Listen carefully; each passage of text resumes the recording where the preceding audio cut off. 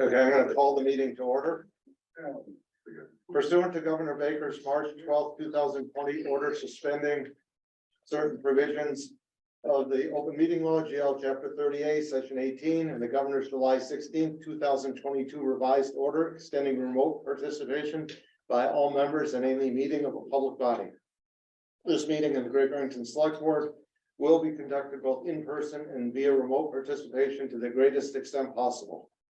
Specific information and the general guidelines for remote participation by members of the public and our parties with a right and a requirement to attend this meeting can be found on the town's website. To this meeting, members of the public and committee members may attend the meeting in person, or those who wish to do so may do so remotely.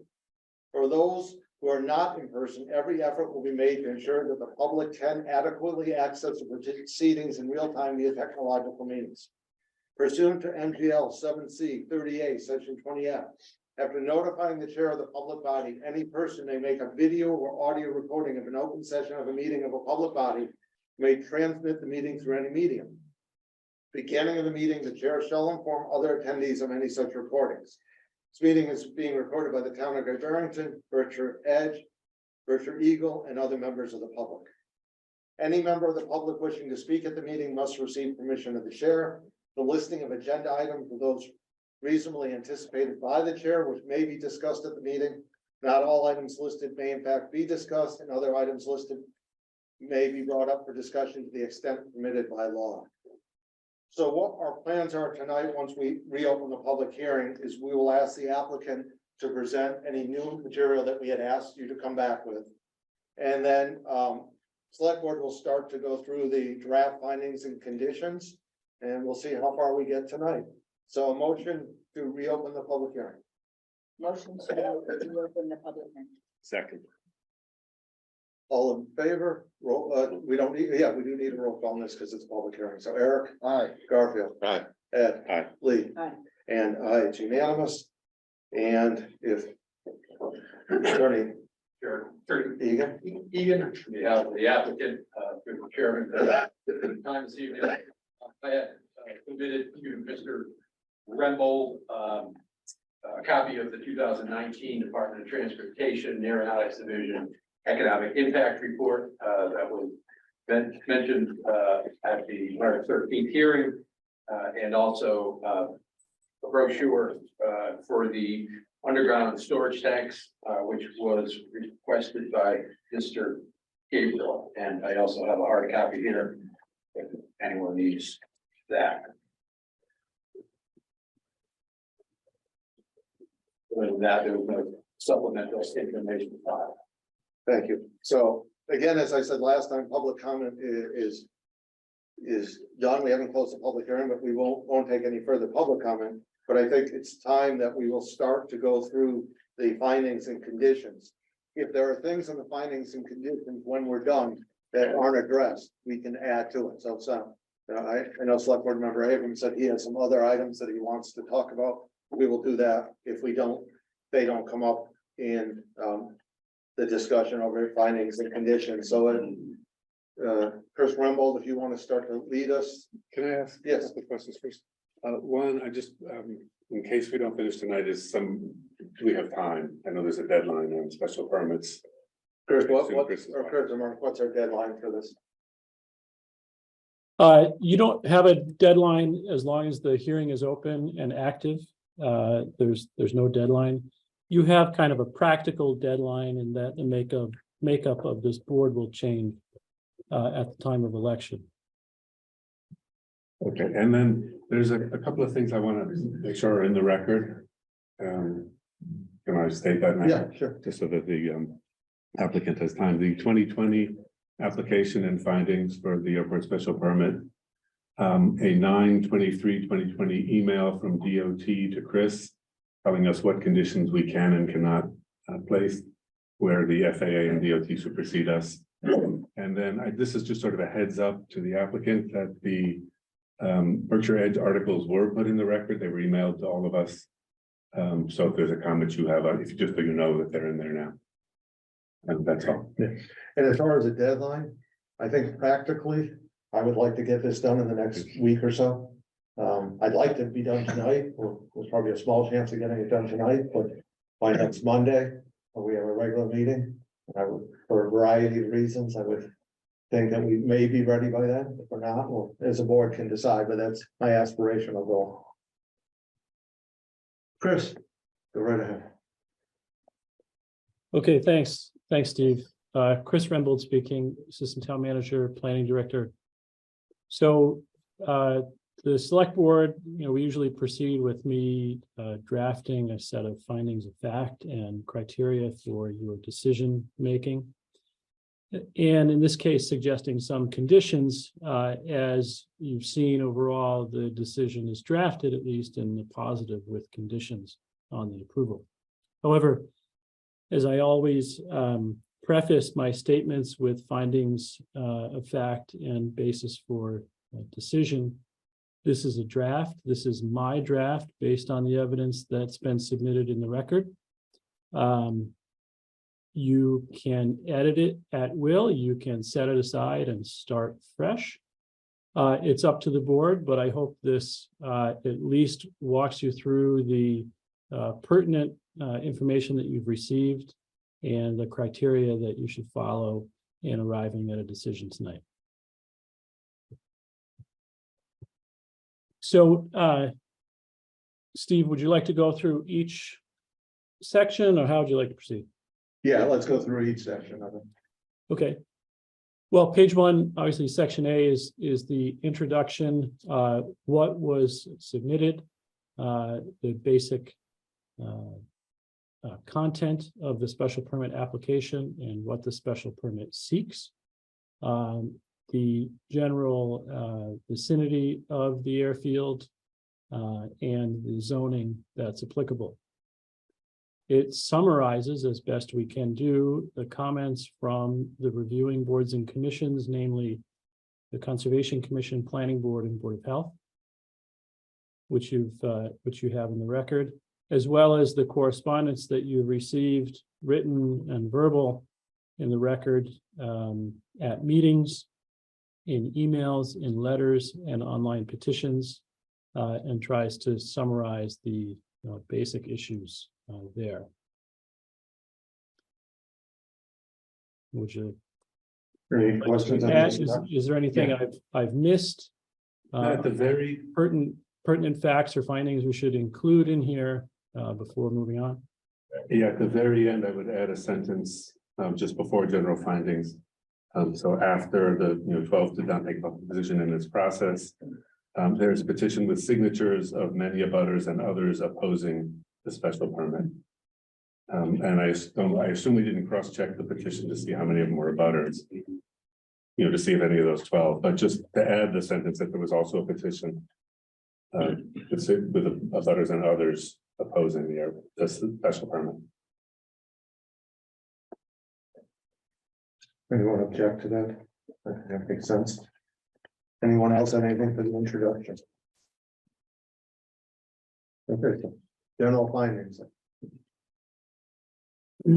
General findings is at the bottom of page 1 and running onto page 2 of the draft that you have. It describes the location of the airport at Egremont Plain Road and Seacon Cross Road, the Green River, and the residential properties around it, and the school over on West Plain Road. I think you're all familiar with the setting of the airport. It describes the airport properties. There are 2 principal parcels totaling about 91 acres. And it lists the major site improvements, for example, the hangar buildings and the office/terminal building that are on the site, as well as the gas pump fuel facility that are on the site. It does discuss the runway, the main paved runway, its length, runway safety area, and the September 2020 email from Mass DOT regarding the runway safety area. It does state here the applicant does not propose to alter the layout of the site. So as you've heard, the site plan that was submitted with the application that identifies the major features of the site, and nothing thereon is proposed to be altered.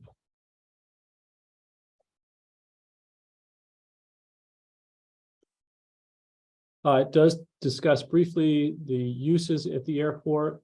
There is, as you know, no definitive record of how many flights occur there, or enplanements, or takeoffs and landings, however you might calculate that. The applicant does not systematically report that, as you know. There has been, as Selectman Abrams mentioned, some articles in the Berkshire Edge and other writing about how many flight operations there are. And I think some people who have commented have cited statistics from online websites and air traffic tracking programs. It does note that the select board has little control over those flight operations, but that the applicant has volunteered some parameters, some operations parameters or limits to its operation to mitigate the noise impacts that you have heard about.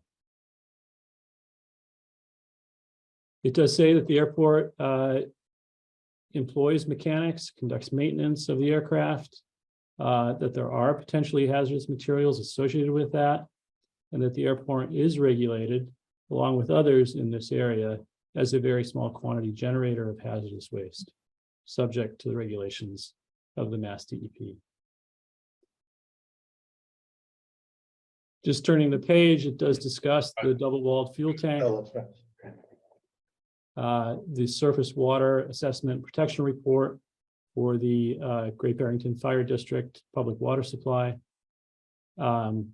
Briefly discusses traffic congestion, which has not been a concern, but there has been concern about traffic safety vis-a-vis the low-flying planes on Seacon Crossroad.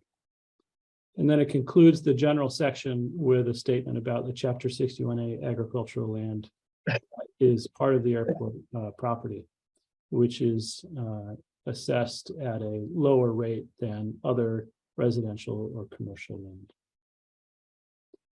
So happy to discuss, edit, add, amend as you see fit. Ed, go ahead. All right, on the first page of that, the second paragraph, this is just a typo. The word label should have only one L. That's fine. We got that wrong in 2022 also. The next paragraph that starts with the applicant does not propose. It says that the fourth line from the bottom, the airport has been used, I would add, for private parties and fundraising events. Beneficial to local nonprofit organizations. And then also, although event venue is not a permitted use in the R4 zoning district. Is that the last sentence or the end of that? No, and then it continues with the applicant as stated. So after nonprofit organizations, comma, although event venue is not a permitted use in the R4 zoning district. I'm sorry, where are we putting this? The second to last paragraph. The fourth line from the bottom, it says the airport has been used for, and I added private parties and fundraising events to benefit local nonprofit organizations. And then I added, although event venue is not a permitted use in the R4 zoning district. So how do you rationalize that with the fact that we've given them permits to do it? The last time we did that, I asked why we do that. But it's not on the table of use for something to go there. Chris, is that accurate? If it's not on the table of use, it It's not a permitted principal use. That's correct. Mind if I add principal there? Principal use. Yes. Sure, that's fine.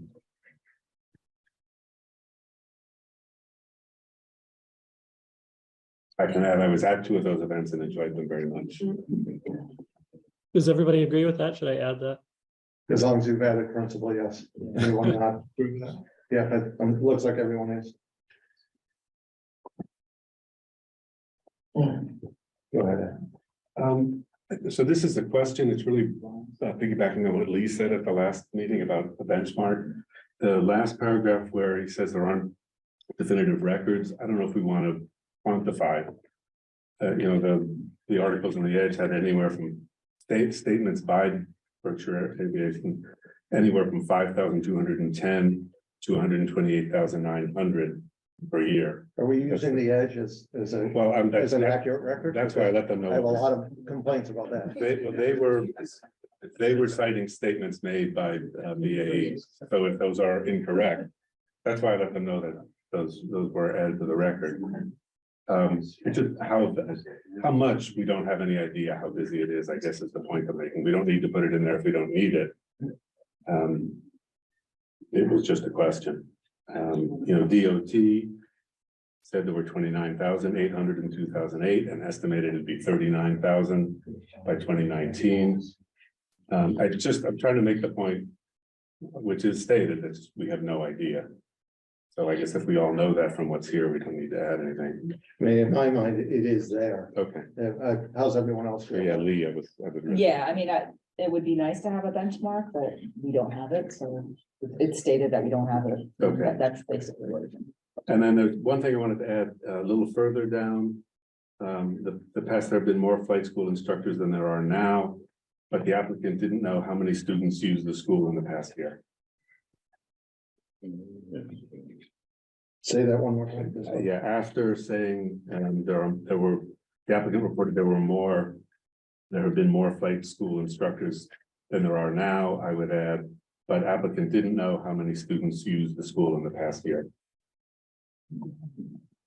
An accurate statement. An accurate statement. Anybody have any problem with it? Well, if it's an accurate statement. I think that's how I look at it. Yeah.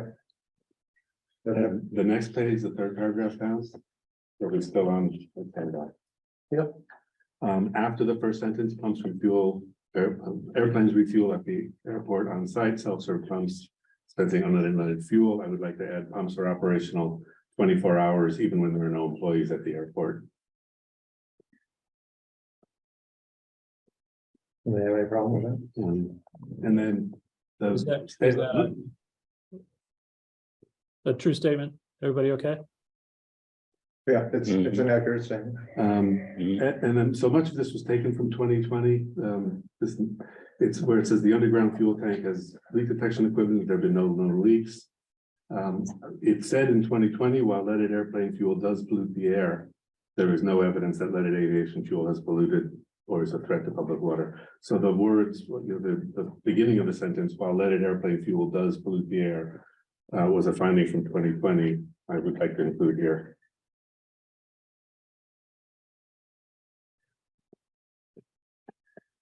So maybe say, well, all leaded airplane fuel, because it's Okay. not just the Barrington Yes. Airport. So. Everyone okay with that? Yeah. Okay. I don't remember what the Board of Health recommendations were. Is there some place they should be named in here? Or are they incorporated into the recommendations you've already written? I mean, into the condition you've already written. They are not. Would you like me to refer to what those are? Yeah.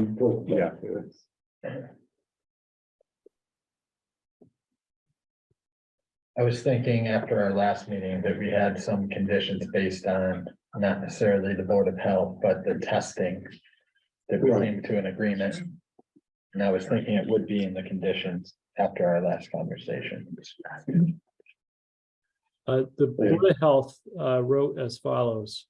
There was a motion to pass the special permit along to the select board with the following recommendations. 1, to consider MADEP source water assessment and protection program where the airport was listed.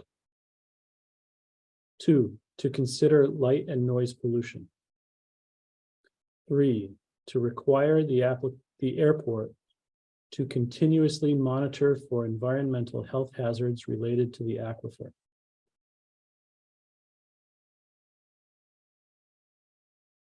Is there, I mean, I don't know that that needs to go here. Couldn't that go somewhere in the, If we agree with it, the Oh. recommendation. well, that the recommendation was made? Chris, where should that go if we? We're going to put it, Well, on page 1, we discussed the recommendations from the reviewing boards. And it does note that the Board of Health reviewed the application and issued a letter dated February 17th with 3 recommendations. That letter is part of the record. That's fine. Okay. Yeah, that's fine. Okay, good. So, I think that was the question.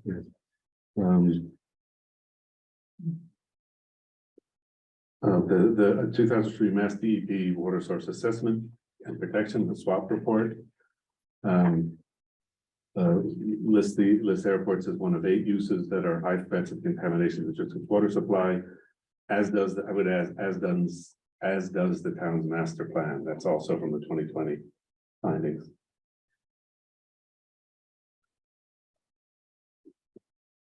Everyone seems okay with that. I'm not hearing anything. That's fine.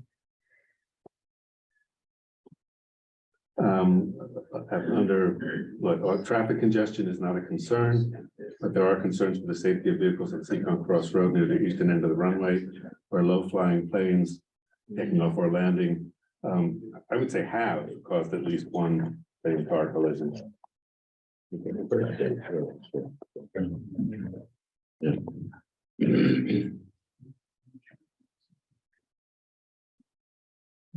you on? This is yeah, a minor in different order because I copied and pasted. So, Oh, okay. so this is- I'll try and give you better benchmarks. Okay. Sorry. So you're under the traffic. Yeah, Next to last paragraph. yeah. Sorry. Okay, gotcha. So I'll stop giving paragraph numbers. I'm sorry, I forgot to do that. Okay. So you're under traffic, you're adding. That rather than good cause, I would add have caused at least one plane car collision.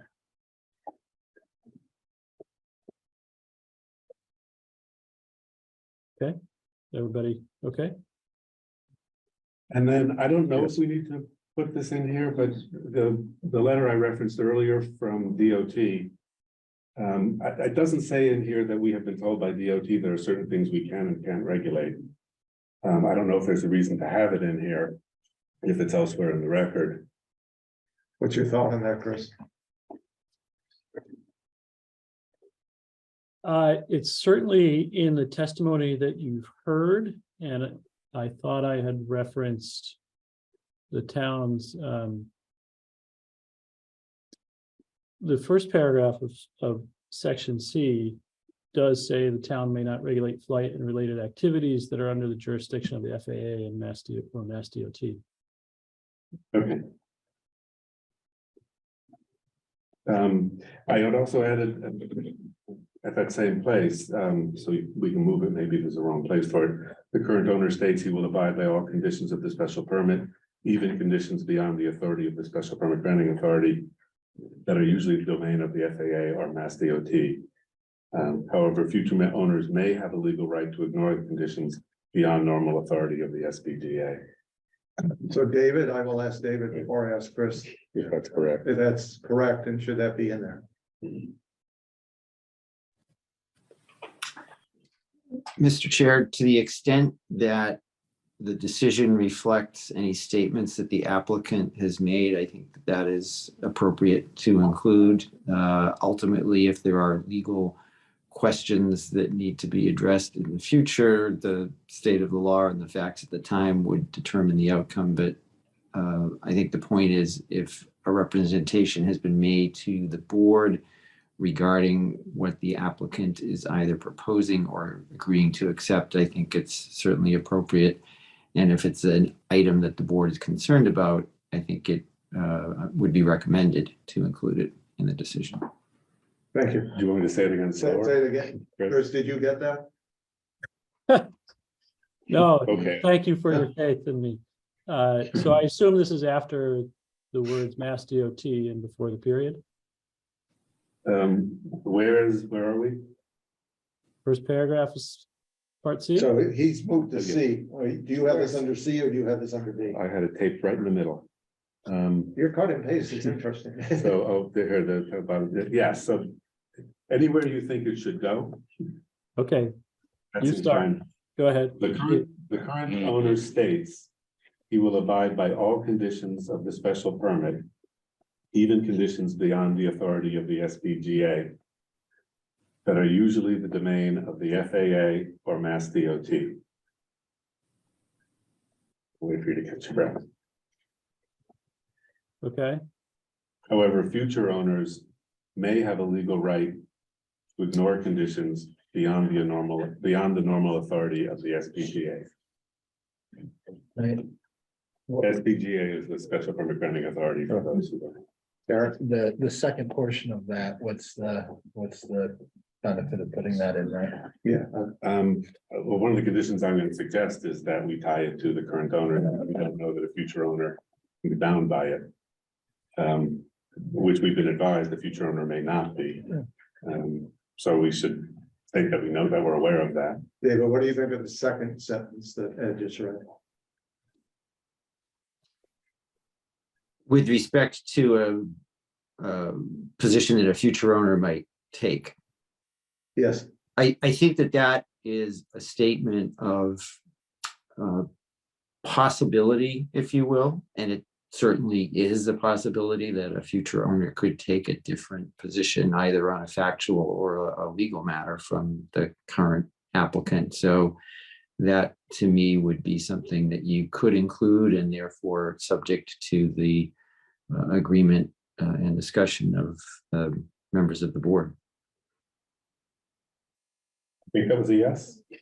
yeah, I think it's a yes. Okay. I think it's a yes that you could include it, not that you should include it. That's up to you guys. Yeah.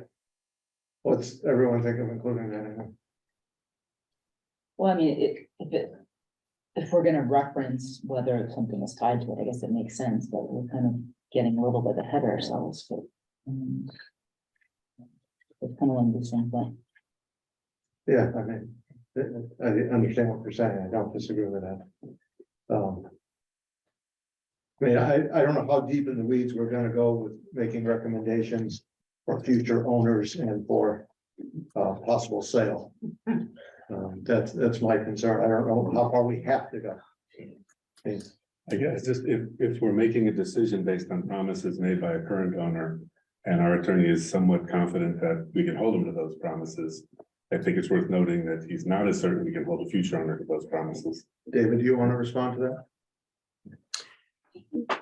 Mr. Chair, I think that the issue is, as Mr. Abrahams described, if you have an applicant who has represented on the record certain things and certain conditions to which it would assent, if there were ever a backtracking on that, you will have created a record to both assert with respect to the oral statements and materials in the written application, that just because the identity of the parties would be different will necessarily involve somewhat of a different level of analysis if it comes up with respect to a future owner.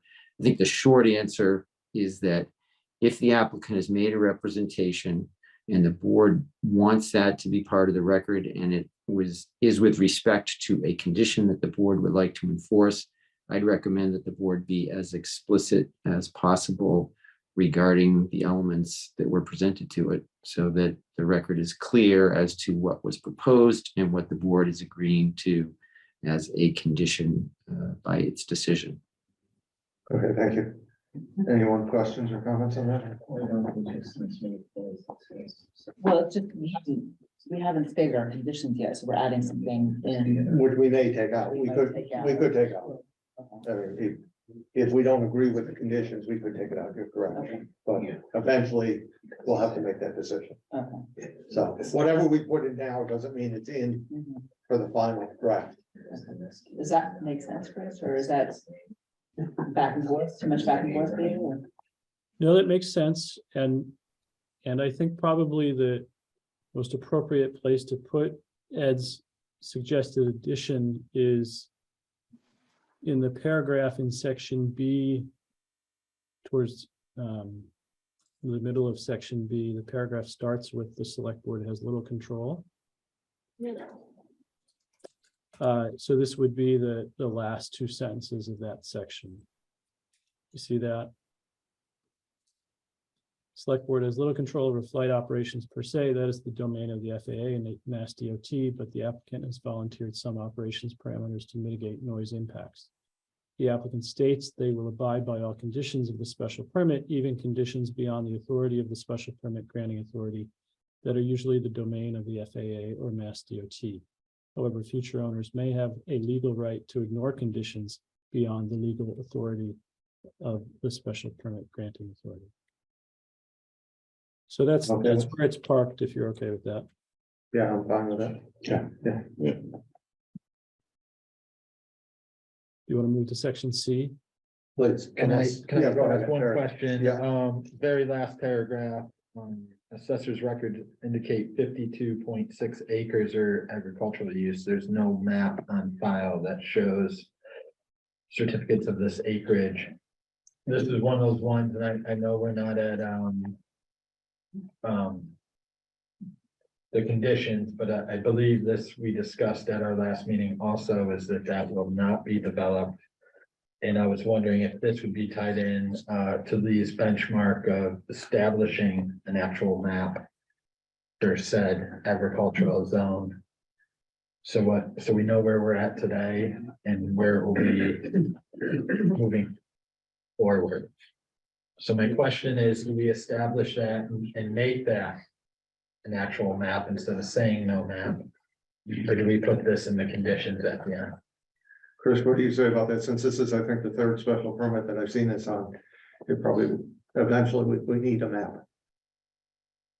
Yes, and the draft conditions in front of you tonight does include a condition to present a map of the actual agricultural of the land that qualifies for the chapter 6 agricultural assessment. Because yes, Eric, you have heard testimony about the benefits of that area as open space, that sort of thing. So that's You're referencing number 13, correct? that's right. Yeah. So could we put down, I mean, I realize this is introduction, but could we put down here that there will be some way it's memorialized so that there is one? I'm not following what you'd like to do there, Steve. Well, right now it says that there's no map on file. Could we put down somewhere that one has to be created in order for this to be finished? Okay. But the select board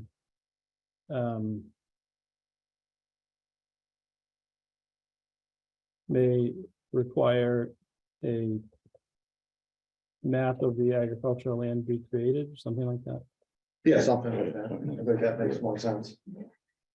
and filed with the assessor. So is that something the town would do, or I think the assessor in conjunction, so it would have to be done before we? yeah. before- It would be done by the landowners. Yeah. And would we have to agree on it before we vote on it, or would we just, this is it and that's it? It's just basically memorializing it. It's something, you wouldn't have to agree to it. Maybe you would like it stamped or prepared by a certified surveyor or something like that, so that you know it's an accurate depiction. Okay, That's fine. yeah, that's fine. Everyone seems okay with that. C, we'll start C. Go ahead. Sure. Well, this is a discussion of section 7.2 of the bylaw and how to apply it. And you've certainly heard a lot of discussion about section 7.2 and some of the more technical questions I would let our town council answer. But this does summarize the fact that the airport already is in existence, and to apply section 7.2 in a way that would prohibit that aviation use that's in existence would not be allowed under federal and state law. So the way to establish this is recommended by the way to apply this as recommended by town council is to apply it against any changes that may be proposed. In this case, as you've heard, there are no changes to the physical aspects of the site or to the operational aspects of the site, except those that have been volunteered so far by the applicant. Questions, comments? Yeah, I would just add on the, as the airport is already in existence, town council's advice is that, that's also from 2020, that the select board can only apply section 7.2. And then But stop, the, stop. Just right in the first paragraph. yeah, sorry. As the airport is already in existence, I would add town council's advice is that select board can only apply 7.2. Thanks. And then there's a few statements which I don't think we're ready to discuss that are, conclusions. The select board finds there are no objectionable conditions is in the next paragraph. How the application does not propose to change or expand. In the next paragraph, based on the comments and evidence presented, the select board does not find the existing noise objectionable. I think it's a little early until we get to the end, to come to those conclusions, unless you'd like to now. Well, I think we need to do it at some point, so let's just do it. Then I would back up to the this paragraph we just added the town council part to. While the application does not propose to change or expand the current use or activities, the inability of the town to limit the number or type of aircraft and a natural increase in traffic predicted by DOT as well as the applicant would possibly increase the objectionable noise, traffic, etc. That's all. That's more or less from 2020, where we talked about the increase predicted by DOT. Increase. Our reasoning then was any increase increases the objectionableness, if that's a word. How does everyone feel about that? Could you state the inability that's? Yeah, the inability of the town to limit the number or type of aircraft and a natural increase in traffic predicted by DOT as well as the applicant would possibly increase the objectionable noise, traffic, etc.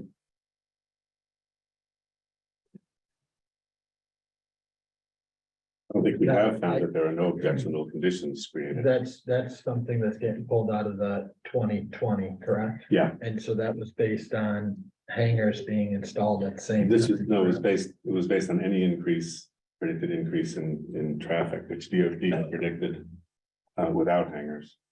They had predicted that before the hangars. But it's predictable increase. Right, so, See, which is what you said. yeah. Yeah. I just don't see how we find there are no objectionable conditions created. Well, I don't see how we can assume that there's gonna be an increase without necessarily adding, I think it gets back to not having any idea how many there are now. so, I mean, you could say the inability goes both ways. I mean, it could go down or it could go up. So- Okay, then we can make this less of a certainty, but we certainly are not an ability to say, we can't say there are no objectionable conditions created. We have no idea. We don't know how busy it is now, how busy it was 2 years ago, and how busy it will be. No evidence was provided either way.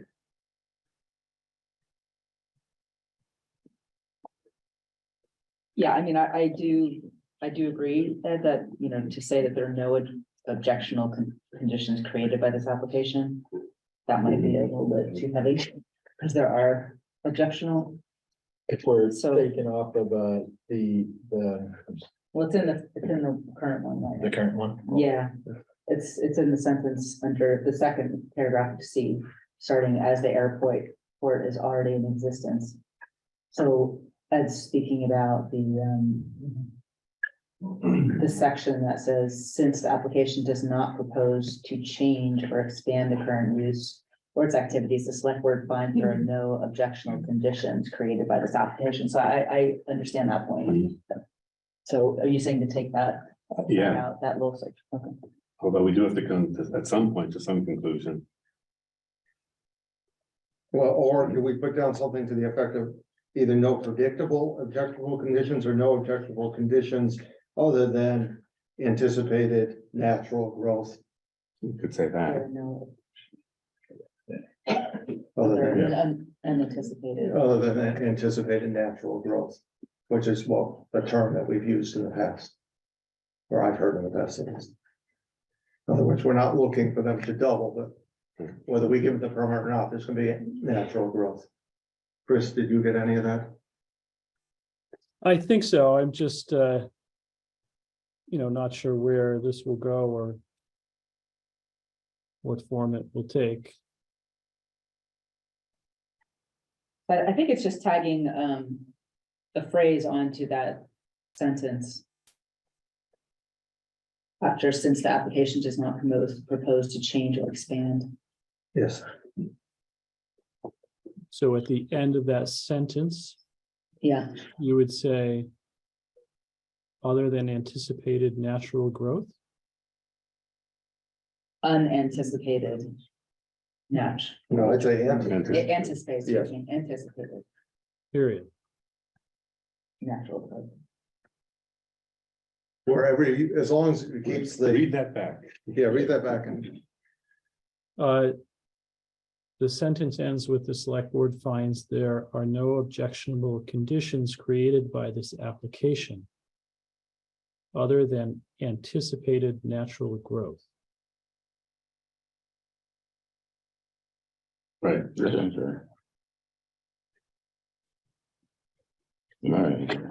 So I just, Let me just say, unless we say, no objectionable conditions created by this application other than those created by anticipated natural growth, adding the word created may make more sense. well, I mean, it could be, we could either go up or down, and we don't know if it's gonna grow or shrink. I mean, so why are we assuming it's? So we can gonna say natural expand? changes. Yeah, so we're not, we should make a Take changes. determination now. change. There's gonna be some change, we just don't, So just change the growth to It's really- changes. unanticipated change, if we Right. wanna get that specific. And then the last sentence, on the other hand, if a special permit is granted, the applicant is willing to abide by certain conditions. And conditions associated with normal airport use such as airplane noise could be mitigated. Again, we have no idea how busy it is now, how busy it will get. I'm not sure how we can say that. Are you on what's on? The last sentence in that Yeah. paragraph. In this one here. So what's your change then? But we, again, we have no benchmark. We don't know how busy it is. They don't know how busy it is. So how can we say by following some conditions, it will be less? Well, it says could be. Yeah, That's the only disclaimer there.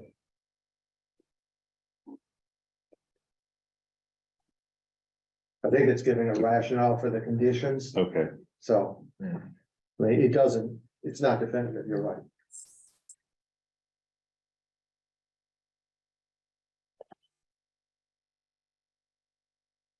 Yeah, I think because it said could be, I think we're. Okay, with that.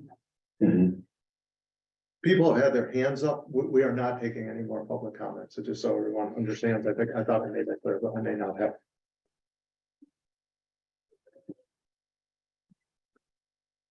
And then in the, no, does yours have noise? Yes. Well, again, the conclusion based on the elements, on the comments and evidence presented, the select board does not find that the existing noise is objectionable. We heard from many people who said it was. I don't know how you put that in there. I'm okay with taking that out. Yeah, the line that says, based on the comments and evidence presented, select board does not find that the existing noise is objectionable. Then I get rid of the nevertheless, and just start with the select board.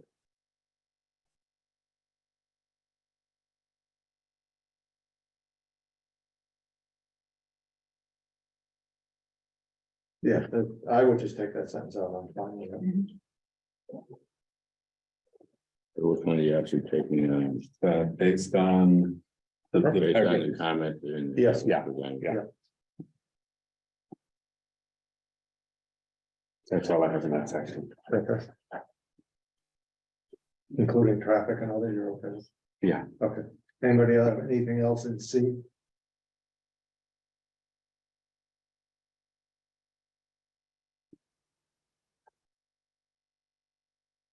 Don't see anything else, so do you want to go to D, Chris? Okay, sure. D is a recitation of the 6 criteria of section 10.4 under special permits that the select board must consider before coming to a decision on any special permit. The first finding is the social, economic, or community needs which are served by the proposal. There's a draft finding here which discusses employment, access to the town and the region. It does cite numerous letters in support of the airport and its flight school, a component of the regional economy, and conforming with certain aspects of the master plan.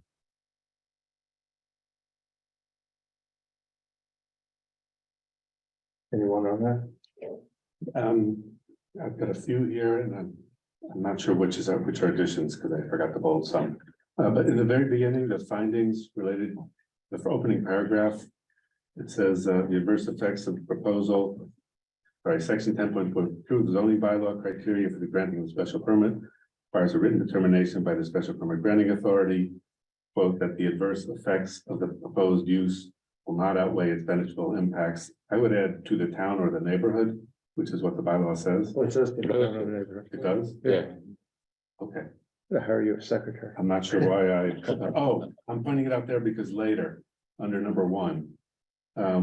We say, the airport serves the town of Great Barrington and the regional area by providing. And it does do that, but I just want to clarify what in here is Great Barrington and what is the regional area, since our decision is based on what it does for the town. So what do you suggest? So the specific one I have is employment for 12 employees, 5 of whom are full-time, 1 of whom is a Great Barrington resident. It is a convenient, safe place for medical air evacuation. I just made that a second sentence then. So I just added 1 of whom is a Great Barrington resident, period. So the question, does that, you put in there, does that really matter? Only because that's a snapshot. By next meeting, it could be 2 or it could be 0. Nothing too personal to that employee. I'm sure they'll still be here, but it doesn't really matter. Well, it doesn't employ 12 people from Great Barrington. So that's not an economic impact. Other than them having lunch here. Turning into town now. But Yeah. yeah, I mean, there's still workforce, so it's. Okay. So you accepting this addition or not? I don't think so. No. And then at the end, after numerous letters of support existing airport and its flight school have been received by the select board, I would add numerous letters and comments have also been received by Great Barrington residents who believe the airport and its flight school have recently had a negative impact on the neighborhood and the town. So Chris, let me ask you this one. These are we're doing the findings. In the findings, we're giving reasons at this point to approve this. Do we now have to put the counter argument here?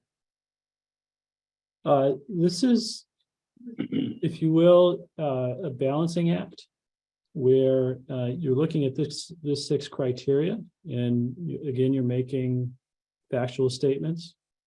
And when you get to the end, you'll weigh these in order to reach a decision.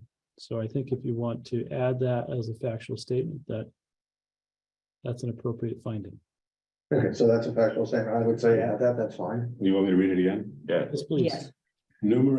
So after the numerous letters supporting it to the select board, numerous letters and comments have also been received from Great Barrington residents who believe the airport and its flight school have recently had a negative impact on the neighborhood and the town.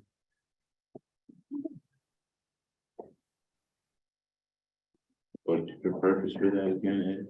It's just, it's a fact. It's Yeah, I prior think, to that, it reads like we've only heard people love it. I think it's a factual statement. I know it's a factual statement. I'm sorry. No, do we want to like numerous, like, Uh, can we just say letters, both in support and against. We could combine the, I don't know, it just seems like numerous and numerous, like we could just say we've received letters both in favor and. Yeah. we could take out both numerouses. Yeah, Yeah. just, you know, Doesn't matter. we have letters, where I think we're getting. Chris, I think when you rewrite this, which clearly won't be for tonight, just take out all numerous. Well, numerous. How many times does that? There's numerous. Too hard to say. We should get rid of that. Just let letters in support and against. And then, if I keep going. Yes. So then no change to the next paragraph, the airport is a important component. After that, this is also from the 2020. So are you on two, or are you just at the end? I'm of still, that? I'm at the end of that. Okay, thank you. So there's also from 2020, all of the above benefits exist now. And the proposed conforming status will not better serve these needs. Is that a factual statement? I didn't catch the end of that. Yeah, read that again. All of the above benefits exist now. And the proposed conforming status will not better serve those needs. What needs? All the things they say they do, the number of employees, medical air evacuations, all of that stuff is already going on. And will continue to go on whether or not we grant the permit, because it's pre-existing and conforming. So let me be devil's advocate. That to me appears to be a opinion, not a factual statement. No, unless not having the permit means they can't do those things. Right, there's the permit, if they already have permission to do all these things, in fact, they are doing them. So granting this permit, that's what we said in 2020. Yeah, a lot has happened. since Yeah, 2020. just because it was in 2020 doesn't mean So I guess if that's not the case, why is that not the case? we need it at all. I mean, what's the benefit by adding that? Well, we're saying it's a benefit. We're saying these are the benefits of getting a permit, but if they don't get the permit, they can still do all those things. Those are the benefits of having an airport. They're not the benefits of getting a permit. And what the decision we're making is whether to give a permit, not whether it should be an airport. It's already an airport. Should we take into account what the land court decision may be, which we don't know? We could wait for the land court decision. Don't want to wait for the land court decision. Then that becomes one of the questions about do we vote yes or no? It doesn't change the fact. I say, I don't look at that as a factual statement, so. And I don't know that I think what Chris said was we balance whether the findings in its entirety are plus or minus. I'll paraphrase what Chris said, it's not as eloquent. And therefore, that's up to us to decide when we vote yes or no, not to put it here. Because what we're not putting in here is, well, under number one, there is no reason to vote yes on this or no, because it's a neutral. We're not putting down findings. And here we, That's what we said in 2020. I don't really care what we said in 2020. Okay. No, we need to, if we're saying something different than we said in 2020, we need a reason. Where's that written? Well, isn't that otherwise the definition of arbitrary? Okay, Yeah, it's up to everyone. I mean, Yeah, I don't find that necessary to put in there. I can't state that as a fact, in my opinion. It's more of a neutral than anything. I don't really see. okay. The next one, this is also from 2020. Some of the uses of the airport are beneficial to the community at large in an intangible way, but the board cannot make a specific monetary determination in regard to, and no claim was made by the applicant of the number of visitors. Some of the airport activities benefit only owners and users, most of whom are not Great Barrington residents, but not the community at large. Again, that's from 2020. So. The determination 2020 was different. That was kind of weighing in a different direction. Was that when the hangers? So I mean, all Yeah, this. was that wasn't created. about the hangars. So I went through 2020 if I got anything related to the hangars. Well, wasn't the application about, the whole application was because of the hangers? So Well, no, actually, so it was very specifically said, other than the hangars, and then it used exact words they used this time, we're not proposing any changes. But I think we're going down a slippery slope, kind of bringing in everything from 2020, but with a whole different ballgame. So I guess my question is, what's different? other than the hangars. Well, it's a different board. Okay, It's different. There's been different, we haven't heard the exact same evidence presented to us as we did in 2020. so we did when it comes to numbers of people coming to the community.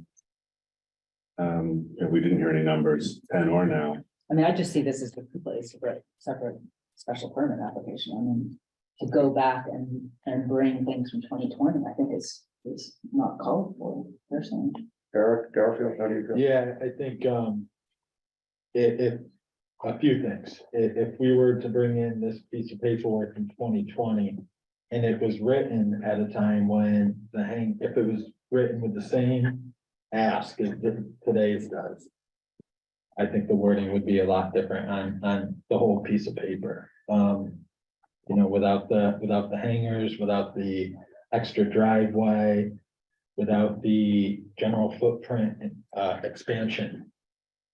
So I think it's hard to just pick out what's related in it to the hangars and what's not. I think it would be, the whole piece of paper would have been rewritten differently. So there is, you know, I don't think we have to cross-reference each one. I think 2023 is different. I just worry that, you know, I that feel maybe the same way, and I wasn't hearing. cherry picking things from 2020 to, you know, to lean one way or the other. When we should really kind of start fresh. And I mean, obviously, any facts we can bring in, but some of this seems to be more opinion related to something that happened in 2020. Okay, What else? have we gotten to number 4 yet? No, well, did we We're on two. do, okay, We're almost going to traffic flow and safety, including. got no comments there, so that'll be good. Anyone want to have anything else on number 1? First, go to number 2, please. Sure, this is regarding traffic and safety. And we discussed a little bit about congestion, unsafe conditions, and planes at the eastern end of the runway. The select board has heard that there have been near misses. And maybe this should say there has been one documented collision. Have there been more? I'm sorry. I think only one at that location. Yeah, to be consistent, if we put it in one place, you're right, it should be in the other. There has been one documented collision. Is that okay? Yeah. Okay, anything to change? I don't have anything in that. Public utility services. The airport's not served by water and sewer, public water or public sewer there. Are there any services you'd like to note or change? I couldn't hear that. Can you say that again, please? This is item 3. Anything to Okay. change on item 3? I don't have No. anything. No, I'm not seeing anything. 4?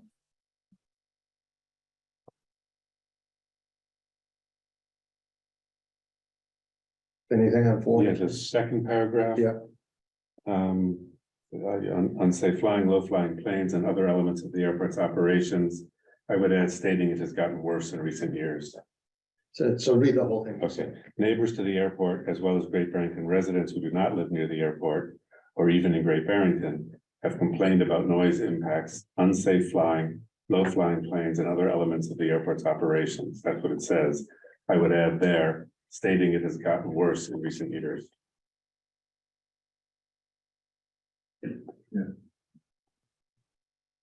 Anyone object to that? Well, I think it just states that same thing without saying it's gotten worse, because the statement is there.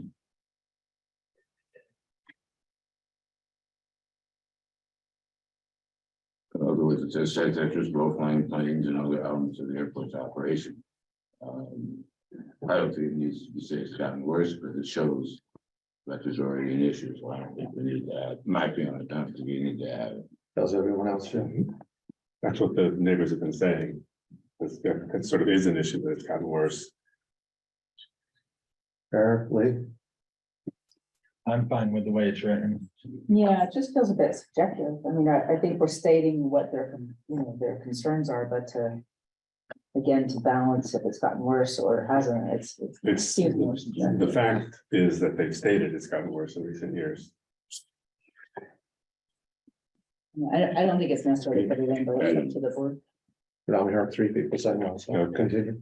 Then based on testimony received during the public hearing, select board finds that the growth of the airport beyond the current level of use and type of operations, including types of aircraft, could detract from the rural residential character of the area. That's from 2020.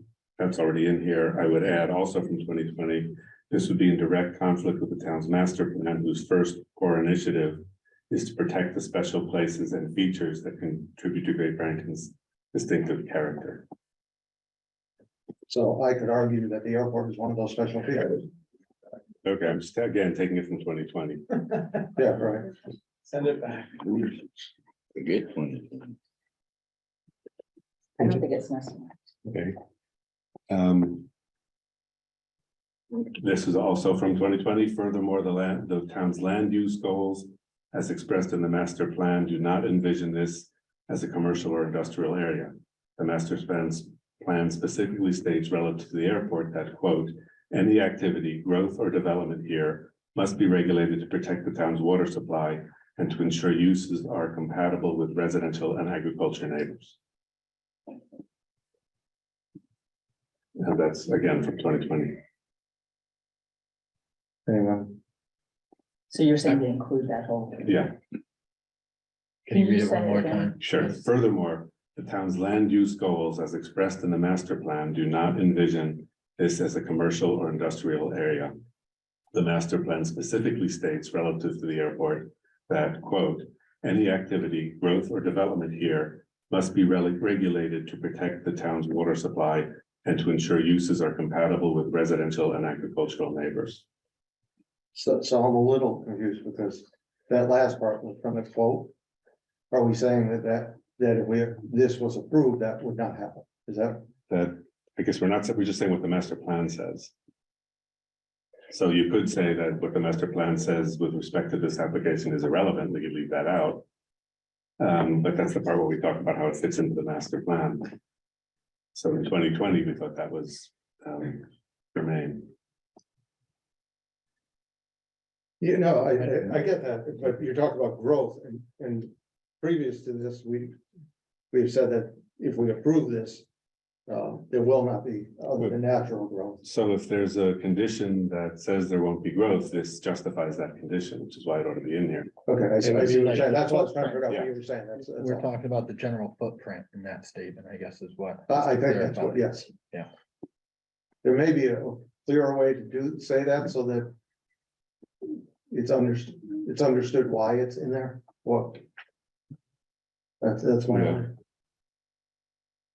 Do you have the quote from last year, Chris, or do you want me to read it slowly? I have it. Okay. So I think what Steve is saying is make it flow better, right? Well, make it flow better, so it's understandable what we mean by inserting that in there. Because by just inserting in there, it doesn't say whether approving this makes this more adhere to the master plan or less. You'd have to come to a conclusion, which I hope when people read this, that we're clear enough that you don't have to make conclusions on what we're trying to say.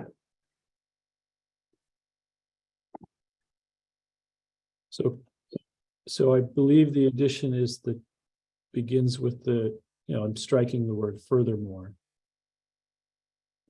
From what Ed read. From Yes. 20. Yeah. So it just reads the town's land use goals, et cetera. And then quotes the master plan specifically states that any activity, growth, or development here must be regulated. Do you want to finish that after that quote with the select board? Will consider conditions to regulate it? Yeah, that would make more sense to me, yes. Mhm. Okay.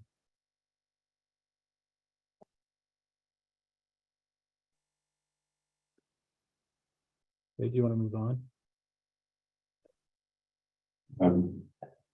Yeah, under impacts of the natural environment. No, we're not quite there yet. Anyone got anything else on 4?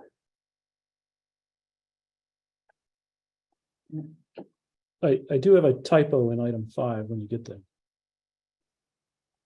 Go right ahead. I think we're on 5. I didn't see anyone else on 4. Kind of in the middle of item 5, where it's on the contrary, soil lead tests at the airport show otherwise. There have been fuel or oil spills. There have been no fuel or oil spills. I missed the word no. Other than that, I'll turn it over to.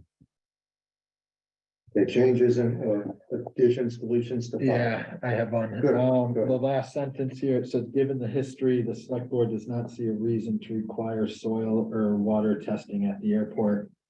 Pretty sure at the end of our last meeting, we asked for soil samples and testing. I believe we said every 5 years, if I'm not mistaken, right? I believe that was agreed to, Yeah, so, that is what we agreed. yeah. But we, Was it 5? yeah, so, yeah, I think we did come up with 5 because of you doing it yearly or every other year was onerous and expensive and there's been no history. So we didn't see a reason we could change that. Yeah. But that, I think is what we decided.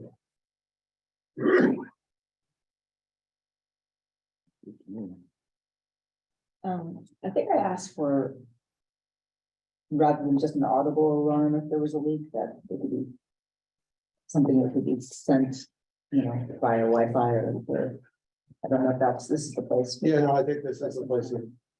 Chris, can you also add that? Because I think what we said was, and I don't think this is overly burdensome, is that we just make the alarm system so that it's immediate notification of a leak as opposed to if it happens on Friday at midnight, it doesn't get discovered till Monday.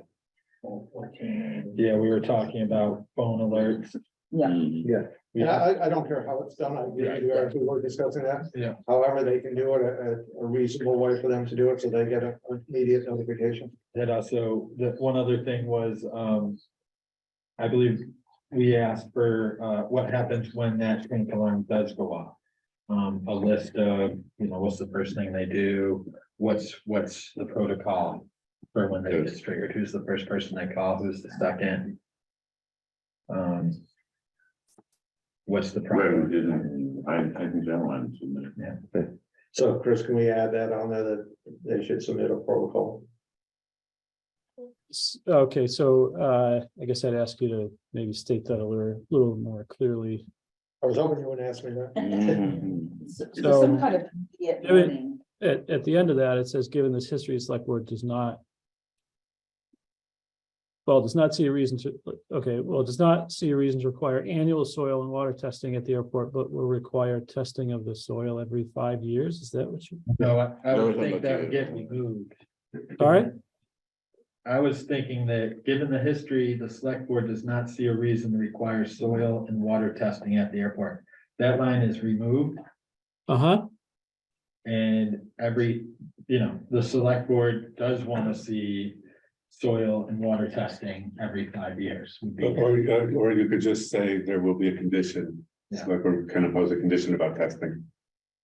will Was it require just- regular tests. I think we were talking about soil tests every year for a few years and then every 5. They said it was very expensive, so we didn't push them for that. I think we were talking about that, but I think we agreed to every 5, if my memory serves me. Oh, okay. I didn't know if it was 3 or 5. I could be wrong. And then the comment about the alarm system and an auditory alarm. Yeah, No, not auditory. What we had said during our discussion, and Lynn, correct me if I'm wrong, is that instead of an auditory alarm, which if no one's there, doesn't help at all, is that the alarm will alert someone immediately of a leak. And who is that someone? That's will be decided when they submit the protocol. Okay, I think actually someone in the audience at fire department, I'll tell them why they're wrong. It's expensive when they're false alarms and they get fined every time. That's still probably not a good idea. Our gas.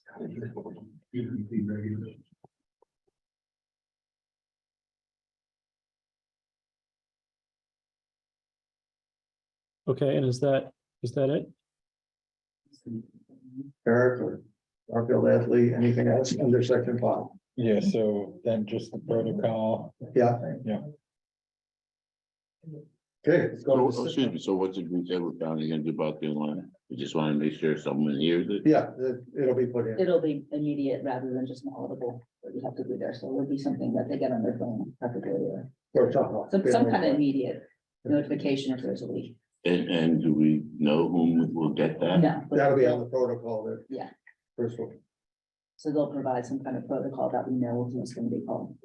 Yeah, I'd like. So to right see- now, I'd like it's to an know that audible line. protocol. Well, it's gonna be in. Right. Yeah. Right. Anything else on 5? Number 6. Oh, wait, one, I do. have one Yes, thing. go ahead. I guess we should have some way in there also that maybe that the surrounding. People that live in that area will also be alerted after. The authorities are alerted. Well, I would think that would be up to our fire department to decide if it's a leak worthy of notifying people, reverse 911, et cetera. Because I don't want the airport responsible for that. I would rather, I would think that would be something that and we can find out through Mark or Chris, but I would think that would be something that our local authorities would do. Well, the water district, oh, sorry, go ahead. I was just thinking, for that reason, if it gets really busy or something and you're not be able to get there as soon as they can, then that's gonna delay other folks knowing that there's an issue.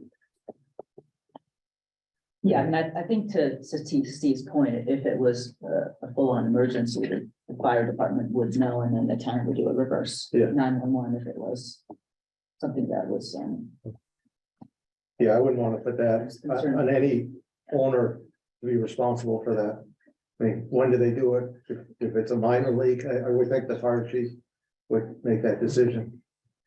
Not the airport or any owner of any property.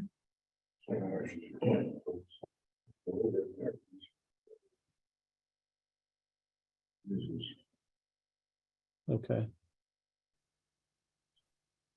Anything else on 5? So I think about that a little, I guess. Okay.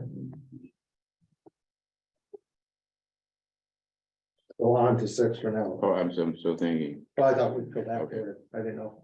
Do you want a long time to ruminate or just a few minutes? I didn't want to put pressure on you. well, I'm just thinking, I don't know if I guess if it was me. I guess I would like to know as soon as possible, and I don't know if I want to wait until they're. I mean, if they're intelligent enough, smart enough to know that there's a leak, then there's a leak.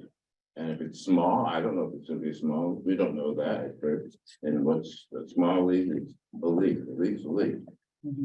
I guess, So I don't know if it's me. This alarm would trigger when it falls into the second barrier of the tank, not necessarily spilled out into the ground, so it spills into another holding tank. So in theory, it would be contained still, it's not, this alarm doesn't, it monitors that first gap. So. And as of right now, there is an audible on the thing, I guess we could ask them to move it. It's not a toxic airborne gas that people need to immediately get out of the area. It's just, they should at some point should not drink the water if it goes through the second. But there's plenty of time on that. do you want Mark to talk about the reverse 911, like what if it became an emergency, how that would roll out? Is that Sure. a concern? Yeah, that's certainly available to our emergency management director and our fire chief at any time. Yeah. And we can, doesn't need to be an all town call. We can circle the area impacted. but that would be a decision made based on the particular circumstances of the issue, and that would be made by the emergency management director or town manager. Yeah.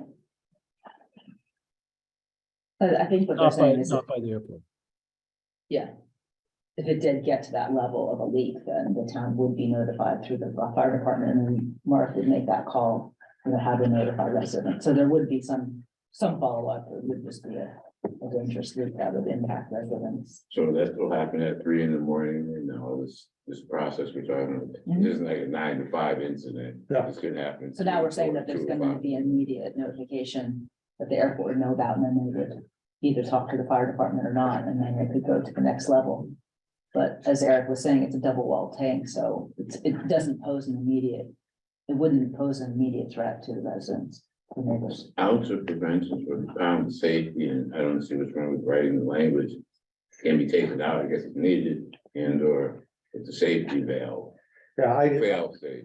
first of all, they don't have the ability to notify the neighbors, other than if you're asking to go door to door.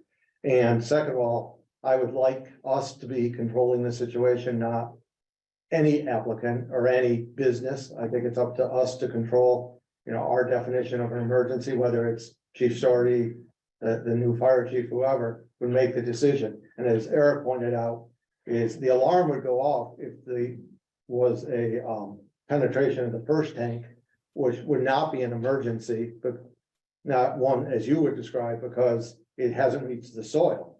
It's just reached the outer part of the containment vessel. So, I've been involved years and years ago in a leak at our business, and I would tell you within 2 hours, the DEP was there. I mean, it was 11 o'clock at night, so it's not a 9 to 5. It's a fairly, it's taken very seriously. Okay. 100% approved. That's fine. Okay. 6, potential fiscal impact.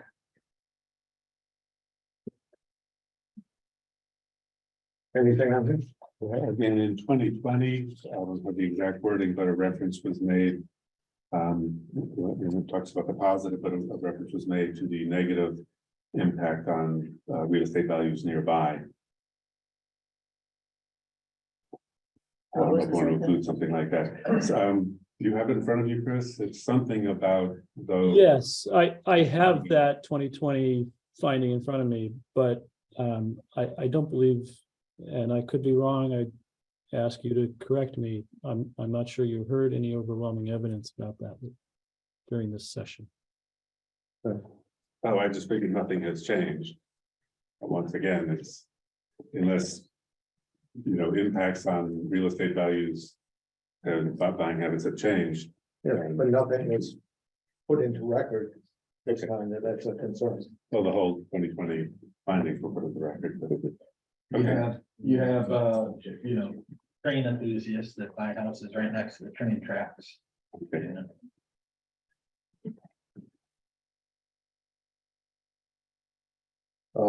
I guess that moves us on to conditions, proposed conditions.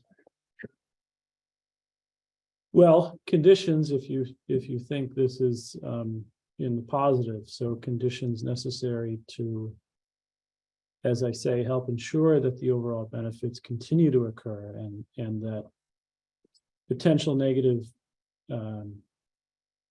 impacts are minimized or eliminated to the extent possible. That's your discussion about limiting the hours of operation, your discussion about the fuel tank leak alert system, and things like that. So I think we'd have to add some things into this list of 13 based on your discussion tonight. Right, and yes, we could do that for a week from tonight. That seem reasonable. I have a bunch, would probably save time if I emailed them to Chris.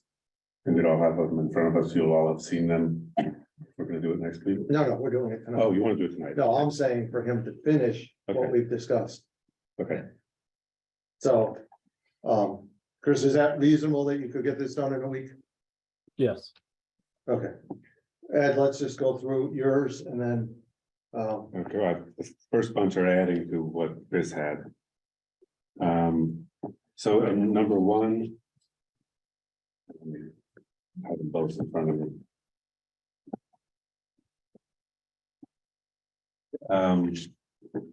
We list use, I want to list the uses that are allowed, light operations, as limited by other conditions here.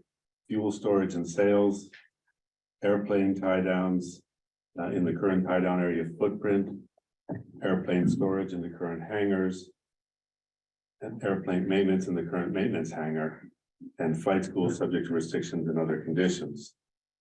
No new uses, whether otherwise allowed by right or those traditionally considered accessory airport uses, are allowed, including but not limited to aircraft sales, warehouses, additional hangars, package distribution, car rental, drone hub, sightseeing tours, restaurant, food service, entertainment, etc.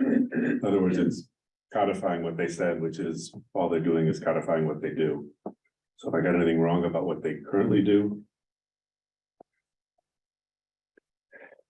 Sorry, you're adding that, correct, to number one? I think so. Yeah. But let's decide where it's gonna go. I'm not forward where it's gonna go. Chris can decide that as long as we agree that that should go in there. So this is what I think they say they do now and list a bunch of things that I could make up that says they won't do, which they've told us they won't do. So nothing, it's all this more or less says is to quote their attorney, what you see is what you get. Yeah, and I'm not seeing any objections from anyone, the applicants on that.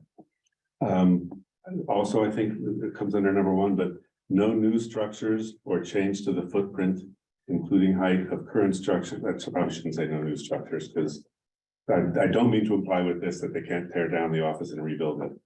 So Chris picks that list. No new structures or change to the footprint, including height of current structures. No new runways, roads, or other impervious surfaces. No additional parking beyond the current spaces shown on the site plan. No fences will be added. So again, I don't mean to imply they can't tear down and rebuild a building looking the same. Can I just, No change footprints? Is that what you're trying to say? No, yeah, as long as footprint includes the height, yeah. Yeah, including height. I would think that would be more appropriate. Go ahead, Eric. Sorry. I guess, and I'm on number one. Yeah, So go ahead. I That's good. I want an explanation of the expansion. It's similar to what Ed just said, the creation of new structures, the expansion of any existing buildings by more than 250 square feet. Yeah, I'm gonna take that out. So I guess I'm curious about that, like, is that 250 square feet, one-time deal addition of something, or, I mean, if we're saying they're not gonna expand the footprint of anything, it doesn't seem like that should be there. Yeah, we limit height and we limit the footprint, and you don't need that in there. Right. Yeah, I guess, yeah, instead of new buildings, I meant additional buildings. Or additional structure. Okay, go ahead. So let me leave the controversial one to the end. No flight school activities, Labor Day, Memorial Day, Thanksgiving Day, or Christmas Day. So are you on a number Yeah, here? I'm sorry, 3A. I was adding that to 3. So Let's say that again. Two? What about? 2 during the summer, 2 and 3. I stick it anywhere in there. It's a further, we didn't talk about holidays. So Labor Day, Memorial Day, Thanksgiving Day, and Christmas Day, no flight school activity. I Go ahead. assume they're probably not doing that anyway, but we did get a, Can I, Just come to the party. Let me have that respond to this. The applicant does not agree to that condition. One person's holiday may not be another person's holiday, so it's by definition subjective. so that on Thanksgiving Day, when someone's trying to have dinner nearby, there could be planes doing continuous takeoffs. And they should live with that. If we don't include that here, that's what we're saying. Can we hear from abutters to see No, if they have we're- opinions on this? We're done with public comment. Well, except that, No, that's not a public, that's an applicant. okay. Eric, you have something to add? yeah, I guess, I mean, I think the no holidays is, I mean, it would be a nice neighborly gesture for the 4 holidays, Memorial Day, Labor Day, Thanksgiving. I see those as, picnic days and barbecue days. It seems like it would be a nice neighborly gesture for the area to say no flight school that day. So. So what are you saying? I would, as a condition, it would be nice for no flight school on Memorial Day, Labor Day, Thanksgiving Day. Are the ones The Christmas Day. they had. down, so. Yeah. Um, So, yeah, that's after Christmas is not everybody's Christmas. Yeah, and I think if we're gonna do it, we should kind of stay away from It's controversial. the I was just religious doing- holidays. So. Right, religious. I could give up the religious holidays. I was thinking more of like outdoor barbecue sort of days. I actually had July 4th down as well personally, but Through the chair, Yes. the applicant would agree to no flight school activities on Thanksgiving and Christmas. Those are the two indoor ones.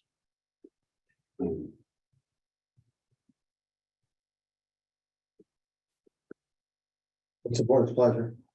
All right. I mean, if they said yes. Well, Well, Labor Day, Memorial Day is the question. I'm not a big Labor Day person, but that's just me. I'm not sure that. I can see Memorial Day, but Well, it was Memorial Day, Thanksgiving and Christmas.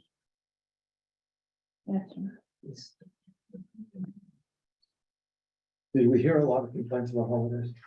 We got one just after our first hearing, and I think over the first time that we were talking about conditions. Well, what about Somebody's- July 4th? Are you thinking more in the summer that people are outside? I forgot about that. Yeah, I forgot. I know about we're that. thinking about the summer. Yeah, rather than so I mean, if I had to So- pick, those were the ones I. Memorial Day, Labor Day, and July July 4th. 4th, yeah. It wasn't picked July 4th. Just since it's outside and it's. A lot Yeah. of people work July 4th. I wouldn't pick myself. Those are all national holidays. There's a lot of national holidays. So, right, those, I guess those are outdoor national holiday. It's 3 days.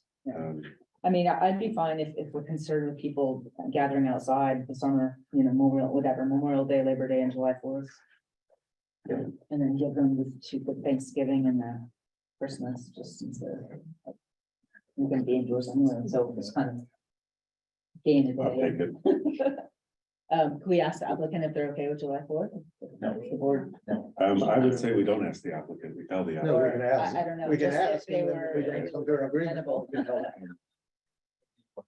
Through the chair, the applicant would not agree with July 4th, recognizing that that's just a question to the applicant and the board ultimately has the. Yeah, it's just a- Right, yeah. and we're talking about flight school activity.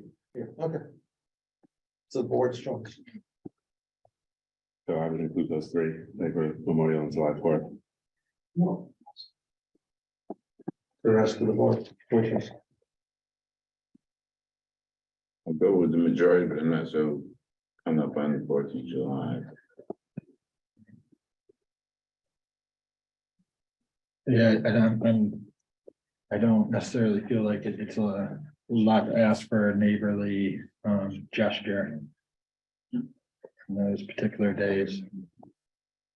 I would be fine with July 4th and Memorial Day. I'm not. Yeah. I'm usually inside on Labor Day. Yes, And it's Labor It's Day. already too cold for me. I could So do, we're talking Memorial Day, 4th of July. And that, and Well, no, we took Thanksgiving and Christmas off, I think. yeah, we did. And again, I realize if I open this up to comments, neighbors would say, yeah, that would be terrific, but if we're working on what we got from the neighbors, one person's complaint, I'm not sure turns me. I don't think 3 days out of 365 is a lot to ask. We've shaved off a few hours here and there on. I just don't think that's a lot to ask, to be neighborly. That's- No, but if it's necessary, go ahead. The chair, I just put forth the possibility of limiting the hours on those days as opposed to a complete ban. And what would your suggestion be? The suggestion would be to stop those flight school flights at 4 o'clock. Point being, no 2 days are created equal, and so during those holidays, the weather is usually more conducive to flying. But again, that's the applicant's position on it, recognizing that the board has the influence to make the decision. So let me go back to, I think it's yes, it's 2 and 4 on this paper here. Yeah, If I'm not mistaken, the number 2 was at 5 o'clock along with number 4. After our last meeting. so, that was a question that we had, was 7 correct, or was it 5 o'clock that no necessary run-ups before 9 or after 5, or was it 7? Close, Run-ups, Yes, they were 8 and 5. Because that's Yeah. run-ups are done with maintenance. Yeah, it was 8 to 5. so 8 to 5 on number 4. Yeah. And what was the other one, number? It was number 2, I thought was 5 also, no continuous takeoffs. Of aircraft from Memorial Day to Labor Day after 5 PM. It says 7, but I'm pretty sure we agreed to 5 at our last meeting. Oh, we passed the holidays? No, I just wanted to clarify that. We need to clarify that if we're gonna, if we decide to limit the times on holidays as opposed to limiting the entire holiday. I'm not saying we're going to those. Yeah. So, Again, I don't think it's a lot that. I think, yeah, it was like on the record and whatever was agreed to on March 13th is what the applicant was agreed. yeah, I believe it was 5. Yeah. Okay, back to the holiday now. I mean, just for the neighbors and knowing that people do like to have barbecues and be outside and, you know, I think maybe to Ed's point, at least we could do for the neighbors is to have, you know, some days that they have a whole day of not worrying about, you know, planes flying over. So I would think July 4th and Memorial Day at the very least, just to say, you know, have a couple of days of peace without having to watch the clock. I think that's fair. Ask myself. So you're saying just the 2 holidays? Just the July 2 4th? holidays, yeah. Not Labor Day? Well, I mean, Labor Day's okay, and yeah, I mean, I would do all 3. I'm not into Labor Day. I think the 2 picnic ones are Memorial Day and July 4th. yeah, I would be okay with July 4th. and Memorial Day. As a compromise. I could compromise to those 2 as well, Memorial Day and July 4th. I just think. Yeah. I understand it might be imposing or creeping on their business, but I do think that, yeah, like I said, the gesture to the neighbors, the couple days of silence. So, and that's just flights. The flight school, that's it, Yeah. yeah. Okay, that's all. let's move ahead. Edward. Let's see. Number 6, I would no helicopters other than emergency medical and military as below. And there's another one on military report, all helicopter landing and takeoffs at the airport, including date, time of both the landing and takeoff. Well, you lost me already. So let's do 6 first. Right, Um, what is 6? No helicopter flight school. I'm trying to limit helicopter flights altogether there. well, and they agreed to that, but you're right. There should be no helicopter flight school or helicopter sightseeing operators. So that's flight school and sightseeing. That doesn't limit the medical. Right, and I don't want to limit the medical. Right, so what was your suggestion? Sorry. I guess hobby helicopters, somebody keeping the helicopter there and flying it around.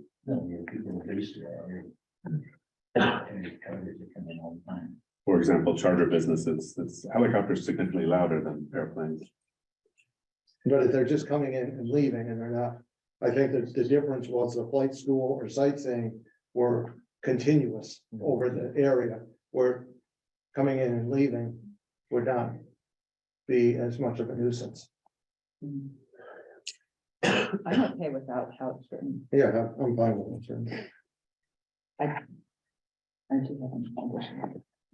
They come in anytime. I'm thinking drones. Do we have any mention of Somewhere there was, I know. drones in general? Chris, can you, off the top of your head, I know there was something about drones in here. 'Cause I do know that drones are getting larger and larger and they're getting, Well, the airport has already said, you're questioning that drones are a nuisance to them, but just. not anything that's money making or something that they're promoting because it interferes with their aircraft. I'm just wondering in the conditions to add that. Was that one of the uses Ed was talking about in condition number 1? One of the uses that shall not be permitted? Well, feel free to throw it in there. Yeah, throw it in there. Or we can do it next to helicopter. Yeah, no, let's not confuse things. That's fine. No one's gonna object to that because that interferes with their flights. Yeah, the only exception through the chair is the Department of Transportation, when they come out to do their inspection, they actually use a drone. So other than required by law, I guess it would be my comment there. Okay, Chris, can you put that, word that correctly?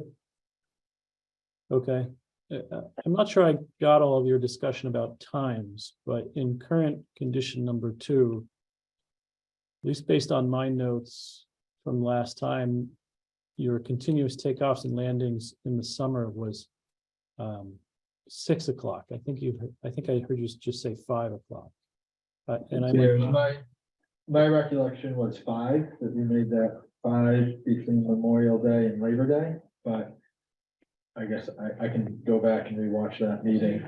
Chris, can you just, I think we all agree that whatever we agreed to on the last meeting Yeah, is fine. I don't think it was 7 though. okay, so let's all go back and watch that. sounds good. Just a point of clarification, though, for the 2 holidays, there's no Flight school. no flight school, no continuous landings at Correct. all. Yes, 3 So- holidays, right? 2 holidays. We got it down to July 4th and Memorial Day. No flight school after 4 p.m. on Memorial Day, Independence Day, and Labor Day. No, all day, No, all no. day, No flight school at period. all, period. On Memorial Day, Independence Day, and Labor Day. And July And 4th, that's just 2 holidays. So which one are you taking out? Labor Day. Labor Day. Okay, Okay. thanks. Ed, Lee, Eric. Yeah. You add the number 10. Special events limited to, so I put 1 a year with select board permit, but again, I don't even know if they're allowed. But I know we did used to give permits, or so we stick the, Well, except for special events permitted by an entertainment license grant, why do we want to limit it to 1 if it's allowed? because that to bring hundreds of thousands of people to there, it's just another, well, not an airport use. But we're limiting, in that case, we're limiting a future select board from deciding whether they want to give a license. Right, it's not an event venue, it's an airport. I understand that, but Okay, so it, I just don't see a reason to limit a future board. That's their decision. I agree. okay. One more of you agree? Yeah, I heard, yeah. Okay. I can only look to the left, I'm doing good. And that's only if I move my chair. 11. So some of this may be duplicative. No additional outdoor lighting will be added unless required by FAA or DOT regulations. All outdoor lighting existing or added by FAA or DOT regulations must be dark sky compliant if allowed by FAA DOT. I have a problem with that, that's restating what's there already, so. Okay, I got another one with that. Runway lights must have automatic shut off within, and I don't know the number of minutes, 15, how long are they on? There's time for 15 minutes. Within 15 minutes of being activated. In the case of temporary mechanical failure of the shut off system, rendering the shut off inoperable for more than 48 hours, runway lights must remain off until repaired. So there was a damage to the shut off system they were on for But you're now closing the. at night. You can't do that. You can't do that. We'll go to the airport and for the interest of safety. You can't change your landing hours and I stay mean, longer. no, if somebody has an emergency over the airport at nighttime and the lights are on or off, they can't land there. Now they're gonna land at somebody's house. The Is runway lights there, they can see the runway. there any evidence this is? What happened? It did happen. How long were they out? When it was out last time? How long was the, We had to wait for a part and Right. it was a couple of weeks. was it a couple of weeks? I thought it was longer. We got a lot of complaints. Okay. And we leave that out. We get complaints about that too. 13.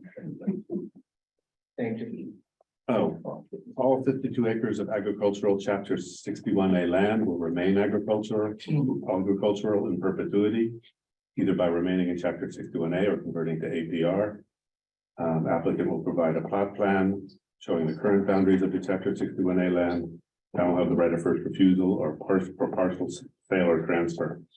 of any real This property. is all new under what? That's number? Under 13. 13, I think. Nothing, that's already conditions that was not in here, but that, Right, well, when you can take land out of, let's keep the conversation a little. I think you can take land. Hold on. Okay. The applicant, I don't mind speaking, but everyone else, it's getting late and we're getting rusty, at least the chair is, so. I think you can take land out of 61A by paying back taxes for some number of years. Right. So this would preclude that. Chris, can we change, put conditions on what 61A is allowed and not allowed? I don't believe so. Chapter 61A is a state law and the procedures for change of use or sale are set by that law. The town, by virtue of the chapter 61A lien, has right of first refusal on a bona fide sale and can act to meet that price and purchase the land. It may be a step too far to require it to remain agricultural. They could convert it to a different chapter purpose or do something else. I see David has his camera on. I defer to his expertise here. Yes, Mr. Chair, I think a way to approach this would be from the other end, if you will, and not to specify what type of statute for taxation or other control it would need to be under, but to say that a particular area would not be used for the airport purposes that are the subject of the special permit. It seems that that is the intent. You also could be more specific about other kinds of uses, but I think trying to mix the zoning approval with the tax statutes would be difficult at best. I suppose that we make the permit conditioned upon that land remaining agricultural. We're not telling them what they can do with the land, we're just saying what we'll do with the permit. Right, we're not then getting into the tax status of the land. We're saying the permit, that being an agricultural is required to have this permit, which is what they told us they'll do. What we see is what we get. David and then Dennis. If the representation is that the land will remain in a certain type of use, aside from whether there's a particular regulatory scheme, that's certainly Right. something that, as was represented, the board could then include as part of its decision. Thanks. Dennis? Yeah, I believe the representation is open space, which is what you see. And then the only other clarification I wanted to make, and this will be borne out by the plan, by a survey. We're not sure that the acreage in 61A is accurate as regulatory findings, so but that'll be borne out when we get if and when we get a plan. Just wanted to point that out. So do you have a different way you want to say this? I do understand what David said, Chris. I think what we're saying is the land currently agricultural, which will be borne out by their survey, will remain open space. That's the condition of this permit. But that's fine, because that's what they're representing, so. Right. So that works for you, David? That would cover the subject matter, and I think, yes, we can create the final language to do that. Okay, anything else? Here. I got a bunch. I apologize. Provide the town, so the rest are not rewriting what's here. Provide the town with a copy of the airport's policies for pilots with respect to noise, flight patterns, hours of operation, type of aircraft permitted to use the airport, emergency protocols, and disposal of some fuel. Pass policies, post policies on website, and proactively get copies to pilots using the airport. Provide updates to the town as policies change. Well, what person in town is going to monitor this? Well, that's changes. sort of an overall question I have is, do we have the ability to enforce any of these? Well, That's one of my that one I fears. think is unnecessary. Um, It's up to the rest of the board. What sort of benefit or negative impact are you looking to, secure or control here? Could I ask? This along with the later one is to know what the flight path ought to be and how often it's being followed, because another condition is that they allow the tracking. To make sure that the policies are stated, they're stated clearly, and that pilots are following them, because some of the complaints we have is that they aren't. And it's been stated by the applicant that there's not much they can do to enforce that. We'd have an idea how well it was being followed. Does the rest of the board feel about that?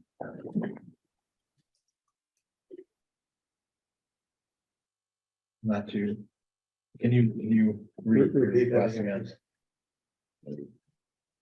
Provide the town with a copy of the airport's policies for pilots with respect to noise, flight patterns, hours of operation, type of aircraft permitted to use the airport, emergency protocols, and disposal of some fuel. I think is that what you call it when you take it from the wing?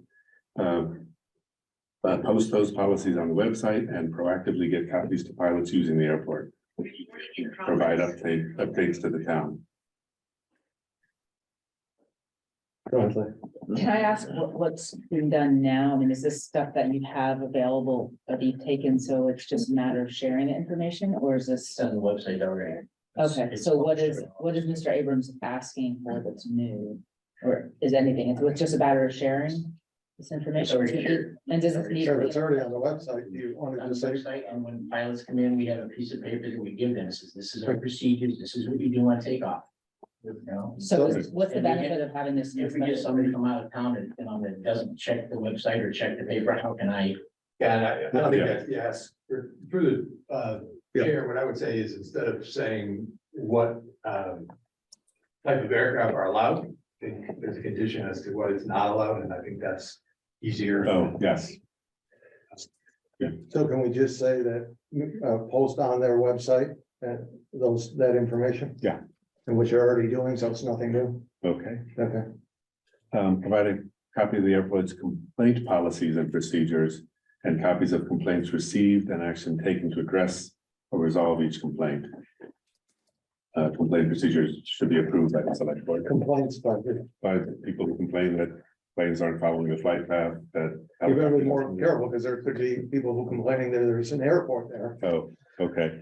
I mean, and I'm not asking the airport to justify that if we give them a special Right. permit. Right.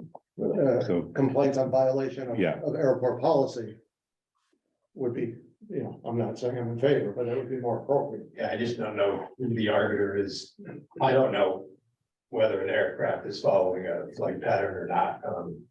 I wouldn't leave it to neighbors to determine whether or not an aircraft is following the prescribed flight pattern, and furthermore, to suggest that the airport has to address every complaint that comes in. Yes, what I would just say there is, I think that's further incentive to lodge additional complaints. I think that's just a neutral statement. Yeah, I'm not, I think that opens up a Pandora's box. report all safety incidents, either at the airport or involving airplanes that took off from the airport, including but not limited to those reportable to local, state, and federal authorities. I would just say the only way to determine whether or not there's an incident that's rises to reportability is there are regulations that's currently with the FAA, the Department of Transportation, and we follow those and we'll continue to follow them. And if that's one, if you want to add a condition along those lines, we're happy to continue. Yeah, I think At the they're time. all reportable incidents. Okay, Yeah, I think if they're not reportable, well, they're not gonna be calling us on this. That's kind of not within our purview. Again, they're on a full-time staff to do this. right. Okay, this one is addressing what Lee had brought up. Annually report the number of flight operations at the airport by type of aircraft and month using data from I don't know where this comes from, airport's general audio recording device or AirNav or FlightAware, Where are you Some getting this from? some other system. These are, the first one, probably the Edge. I don't know how they do it. I know it can be done. I know according to the Edge, and I'm not saying that it's true, that the Edge said that Joe said he was going to deactivate that so that we couldn't track it. Again, I'm not saying that's true, but this asks that they track where the planes are, where they're going, and report the number of flights so that we can know how busy it is. So I guess is the airport signed up to AirNav right now and just so we can get some data, or how is that? Yeah, That's voluntary, so I'm wondering if that could be a condition to. no, as a general statement, the airport will agree to abide by FAA and Department of Transportation regulations. Requiring them to count aircraft is an economic burden, and, yeah, I don't know where that information is coming from. So how will we ever know the benchmarks for looking for? It's not something that's regulated by. No, I know that. Bylaws, it's regulated by the FAA and Department of Transportation. And I guess what we're saying is, to the extent those regulations change and they require it, we'll absolutely comply with that. Could you explain AirNav, and when you say, just a little bit why BAE is not, part of participating right now, and when you talk about the cost of that, could you explain that? Because I know that could conceivably give us data, and that's voluntary, so I'm just curious. I cannot, but I'll ask Joe to, if he can share that information. As in, yeah. AirNav, what do you mean? Just if you could talk to us about that, because I guess that can provide data that. Well, maybe- AirNav is a website that publishes information for all airports across the US. Okay, and so is that something that you could voluntarily? Yeah, you can view it online, yeah. So let me ask the question. I'm kind of, it's a little bit of a gray area where we're going here. Yeah, but the question, let me ask this question, then you can follow up. Does that require you to input data into it in order to, no, so do they already have the data of how many flights you have coming out of there? Rough estimate. So if we wanted to access that data, what steps do we need to take, or what steps do we use? Right online, airnav.com. So that's already there. Okay. But every plane that takes off and so there was the. So here lies the problem. My father and I actually just went up to a seminar a couple weeks ago, and we talked to air traffic controllers where they said that our entire valley is a huge dead spot. Because we're up the hills, it interferes with the radar that they have up there. So a lot of times aircraft in the pattern, they dip it down in the valley, doesn't get picked up right away. So that lies the issue of why people aren't getting picked up on the flight aware system. So does that data exist anywhere? Because you're saying that they can't track it because of the. It goes down to a certain point. I have no way of tracking it. And there's no device you could put in your planes that would keep track of that? Well, they don't own the plane. Well, they own some. We still have to get to Albany's radar. That's the Right. problem. So if we're sitting in the pattern, it's not gonna get picked up all the time. So how do we ever have numbers about, real numbers about how busy you are? If we have someone sit down and count them out, but that's something that Right. would cost us money. I'm not suggesting that.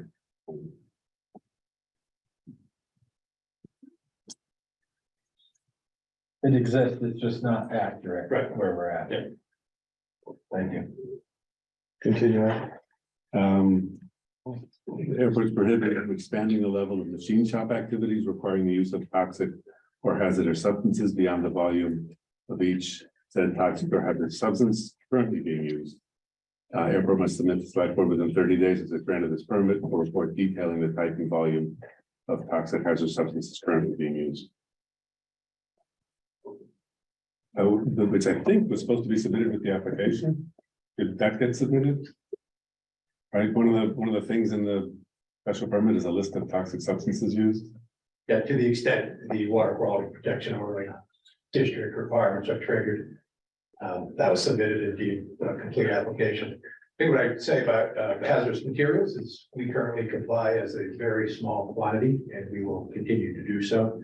And that's very specific regulation, so I think it will drill down into the, specific materials and the quantities. I just think the regulations are in place for a specific reason, and the Department of Environmental Protection has set it at a very small quantity. That's where we currently are, and that's where we will continue to be. How is that? Like when, how, and by whom is that monitored? That's a self-certification. And DEP's got the ability to go in at any time and. Do you know when the that's last time they did that? That they came in and checked? Probably 2015, 2016. By the way, that's for any taxpayer or business in the town of Great Barrington. That is a very small quantity generator. So that's another thing we're not gonna be able to watch. Right, it sounds like we can't monitor. how I much- think at the March 13th hearing, we agreed that whatever we file with the EPA or the DEP will be shared with the town. Okay. Then I don't know where we ended up with the lead and water, the land and water testing. Every 5 years. Okay, so is that, Chris has that So, soil? I believe that soil, the Yes. water is tested by the. Yeah, we don't have, Right. right, water's already tested. So I have a question about insurance coverage. Again, in one of the Ed's articles, it brought up. Well, it was mostly talking about environmental. If the tank does leak, is there insurance for that? If so, how much? The airport complies with the regulations as far as insurance for this type of tank. I can't speak to the Berkshire Edge, I didn't And, read the piece, and I don't know that it's definitive. okay, so they have the insurance, there's the proof of insurance if we needed to see it. And also for just accidents, there's insurance. And I guess we don't need that. Airport shall prohibit the use of gas pump facilities unless an airport employee is present at the airport. Disposal of fuel must be compliant with all state and federal requirements. I assume they are. So if an airplane comes in the middle of the night, And needs fuel and it spills, nobody knows. Except for the honesty of that pilot to report it, delaying departure. Yeah, it's an unattended fuel pump. We don't have any other ones. yeah, I don't see that as fun. Was that 3? I'm not looking that way. Yeah. Okay. Special permit is granted in express basis that every condition, this I think is important, that every condition is essential to mitigate the impact of the airport and surrounding residential agricultural neighborhood. Selectboard finds that if none of these conditions is severable, that if any of these conditions is found invalid or otherwise unenforceable, the intended Selectboard is that permit be revoked.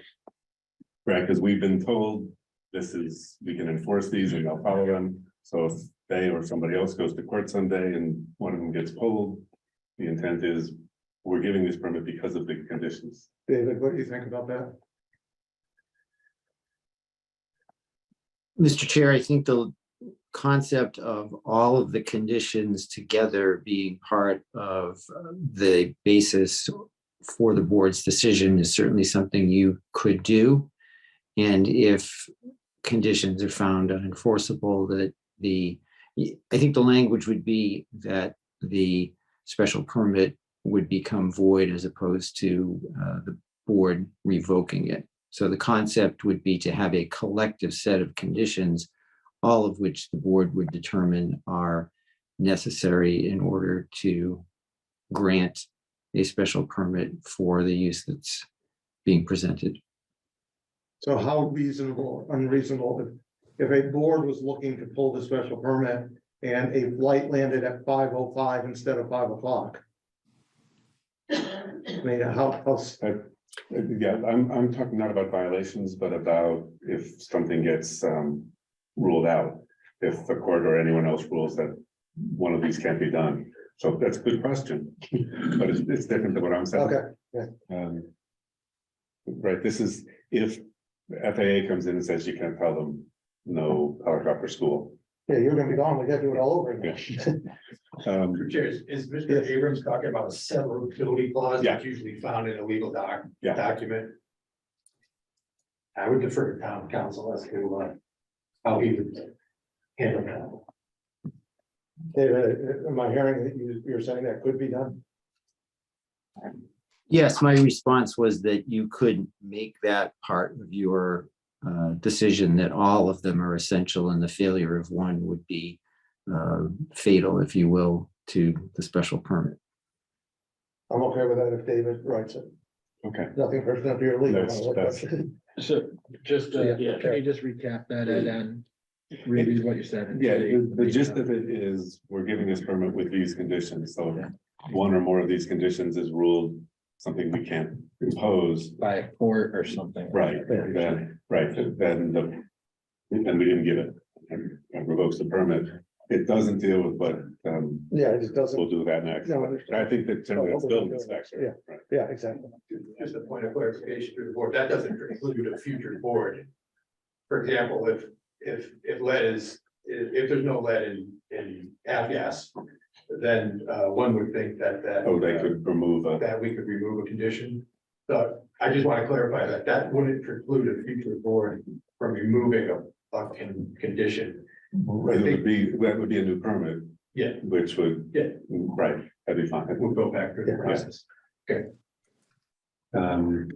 So then the next one, part of this is me not understanding the memo that David sent to us about whether we can limit it to this owner. It sounded like he said yes, no, and maybe. My fear is he's relatively confident we can enforce these conditions, even though we don't have the right to according to the FAA, because they acknowledged in front of us that they would follow them. We don't have as strong an argument with a future owner.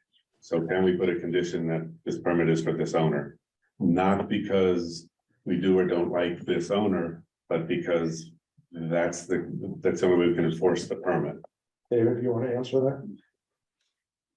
Mr. Chair, the issue with respect to the special permit being personal would be that you would want to put on the record reasons that are particular to the application, the property, the kinds of conditions that are being addressed, as opposed to something that's particular about, let's just say, the nature of the corporation or the nature of a person as applicant.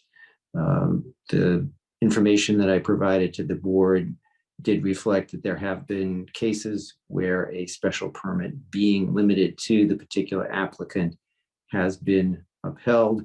I would recommend that you ask the applicant to respond to that, because that obviously would have an impact, I would presume, on at least some of its potential business plans, whether for the future or capital improvements, and how that might be addressed by a lender. But bottom line, I'm not saying that you can't make it particular to this applicant. That's going to be a decision for the board.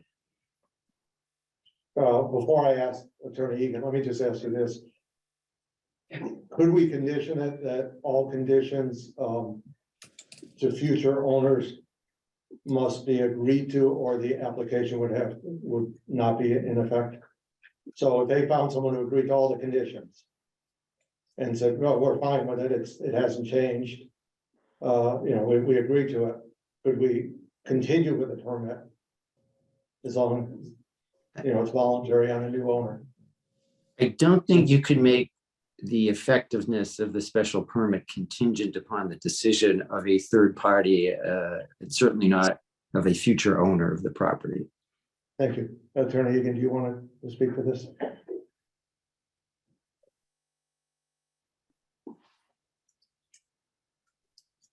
Well, can I have a minute to Yeah, discuss this? yeah, go discuss that. We'll take a 5-minute break. Is that enough? Whatever, till you come back. Why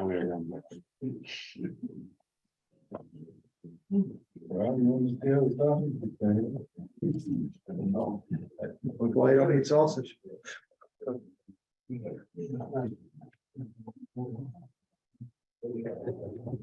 Right. I don't know. I'm still smiling. People have to work. I don't know Thursday to see if I can come back. So the office called and said, well, if you'd like, you usually like about 4 to 6 weeks. So he asked that. So he said, yeah, that one.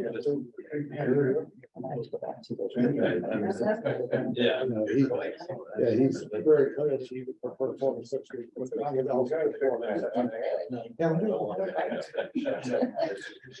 Only just one, so go down if you must have lost.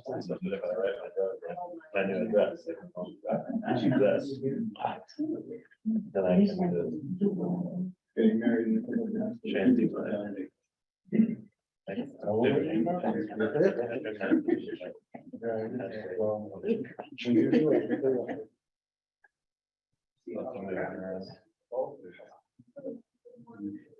can only be written in one place, and that's gotta be on the city. Well, I don't do it.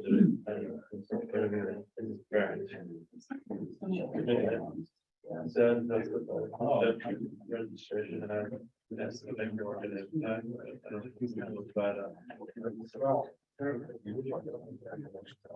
yeah, there's.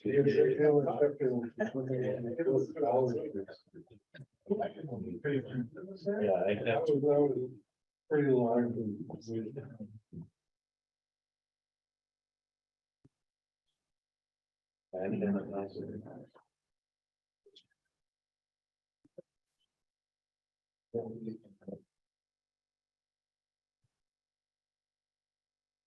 But I mean, you spent almost your whole life.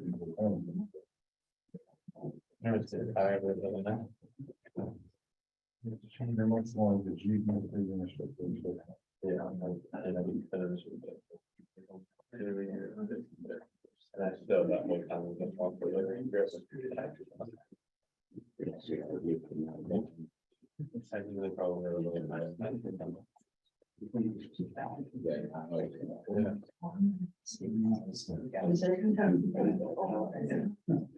Not as much as I once was.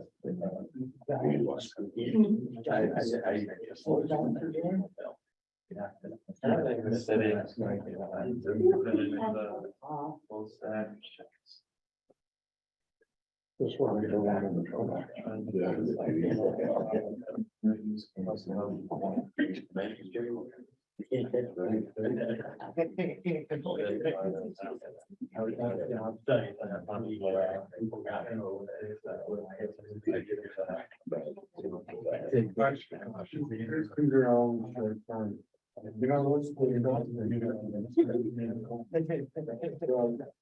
They would lay off all these guys, and they would then have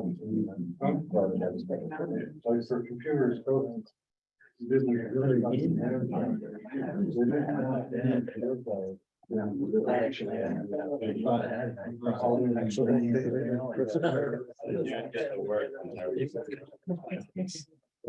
They both confirmed by text. Computer associates is the third largest profit in the world. And they're like,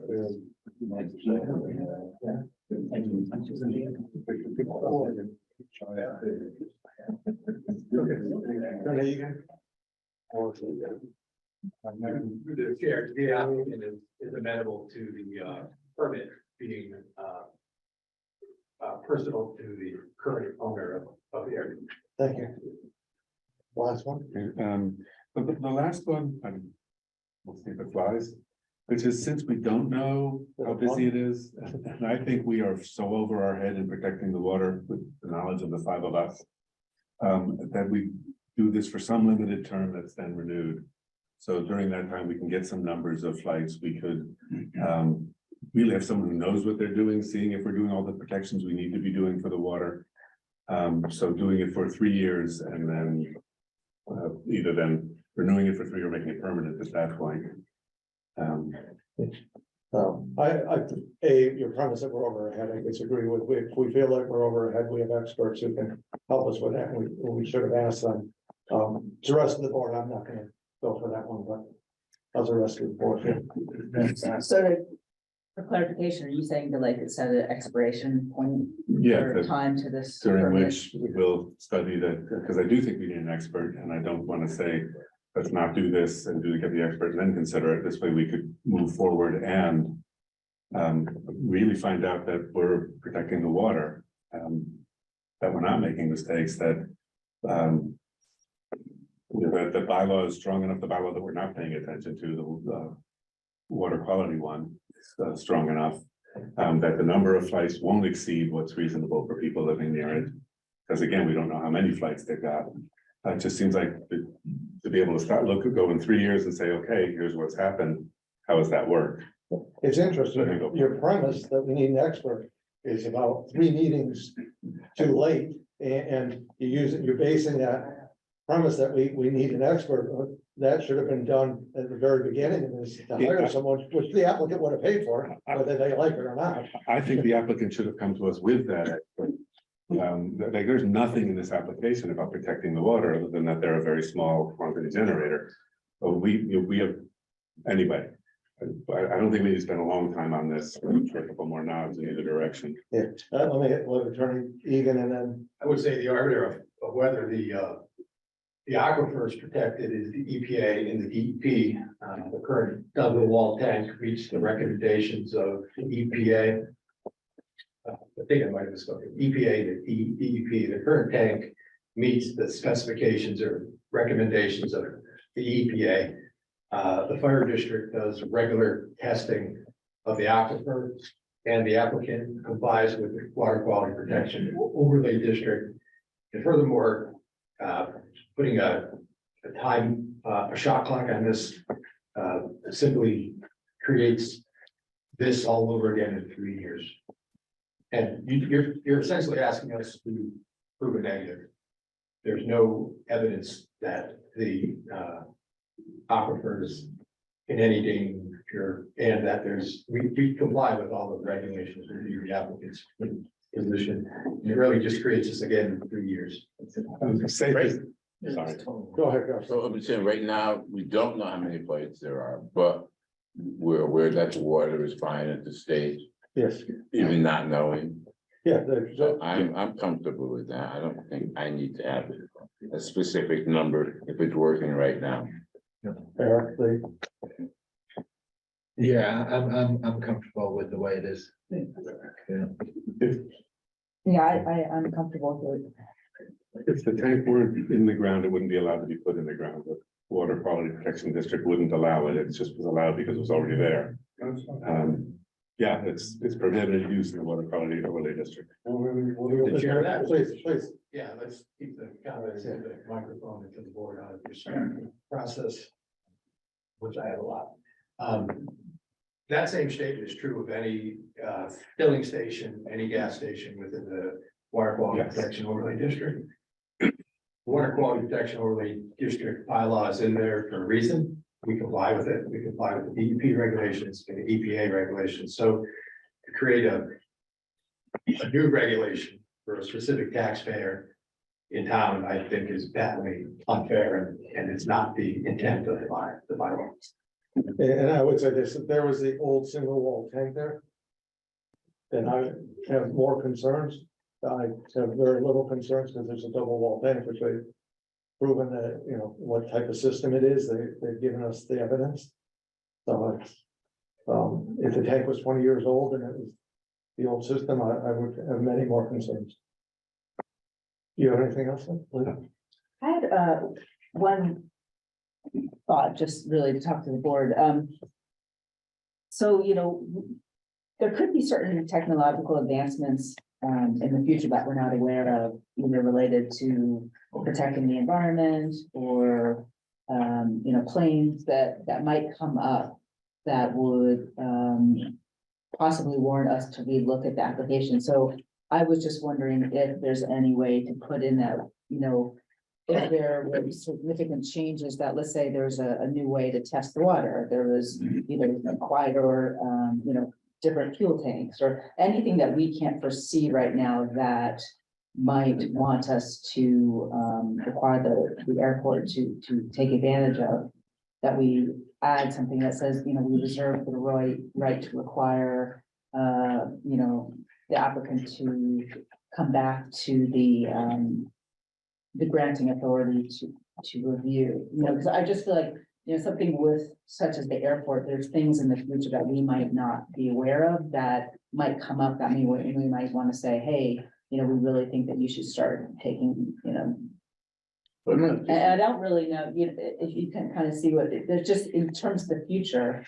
Let me ask Attorney Dineski first about that, because it seems, again, gives a reason for a board to reopen a special permit without much clarity as to why. Mr. Chair, I wouldn't view the type of condition that was just mentioned as necessarily reopening as with a new application, but you could require certainly that there be reporting back to you. You could also, if you wanted to, require something more formal and have a period of time after which the board would review operations. So I think you could do it in a limited or more expansive way, depending on the board's pleasure. So what would the limited way be? Because I think the board's, as I heard it made it clear tonight, we don't want in 3 years to review this if we don't need to. So, speaking generically, a limited way would be to impose a requirement that certain kinds of developments, and I'm going to use that as a generic phrase now, and we could craft something more specific, but that the airport provide information to the board on a periodic basis regarding, for example, measures that are available and usable for protection of groundwater or for tracking of aircraft, which was something else that the board was interested in, those kinds of things. In other words, to address specifically the issue of will technology change in the future such that those things that may not be available now or that are represented as not being available because of cost might be more readily and easily available in the future. Yeah, I think we're talking about a change of law provision, and to the extent that FAA, EPA, DEP, any of these regulatory agencies which have jurisdiction over the types of issues that have been addressed, if those regulations change, the airport would have no problem having a condition that we're going to comply with those regulations. Essentially what we call in the law a change of law. Let me just, Because, sorry, I didn't mean to cut. no, I cut you off. It's a slippery slope because we're always at the bar, as we say, as attorneys, we're always, when we're drafting a document, we're always saying, who is, and I'll apologize for using this phrase again, this term, who is the arbiter of whether something is compliant or not compliant? And usually we will rely on a regulatory agency which has jurisdiction over the subject matter, which is seeking to be regulated. So if the condition is that the airport will continue to comply with laws, regulations, rules, and restrictions promulgated by DEP, EPA, or the FAA as it relates to changes in technology, because those are the regulatory agencies, presumably, that if the change is significant enough, that it rises to the level of a change. The airport would agree to that. I just fear that something short of that leaves it open for interpretation, which leaves it open for reopening. Attorney Janeski, if you want to just comment on that.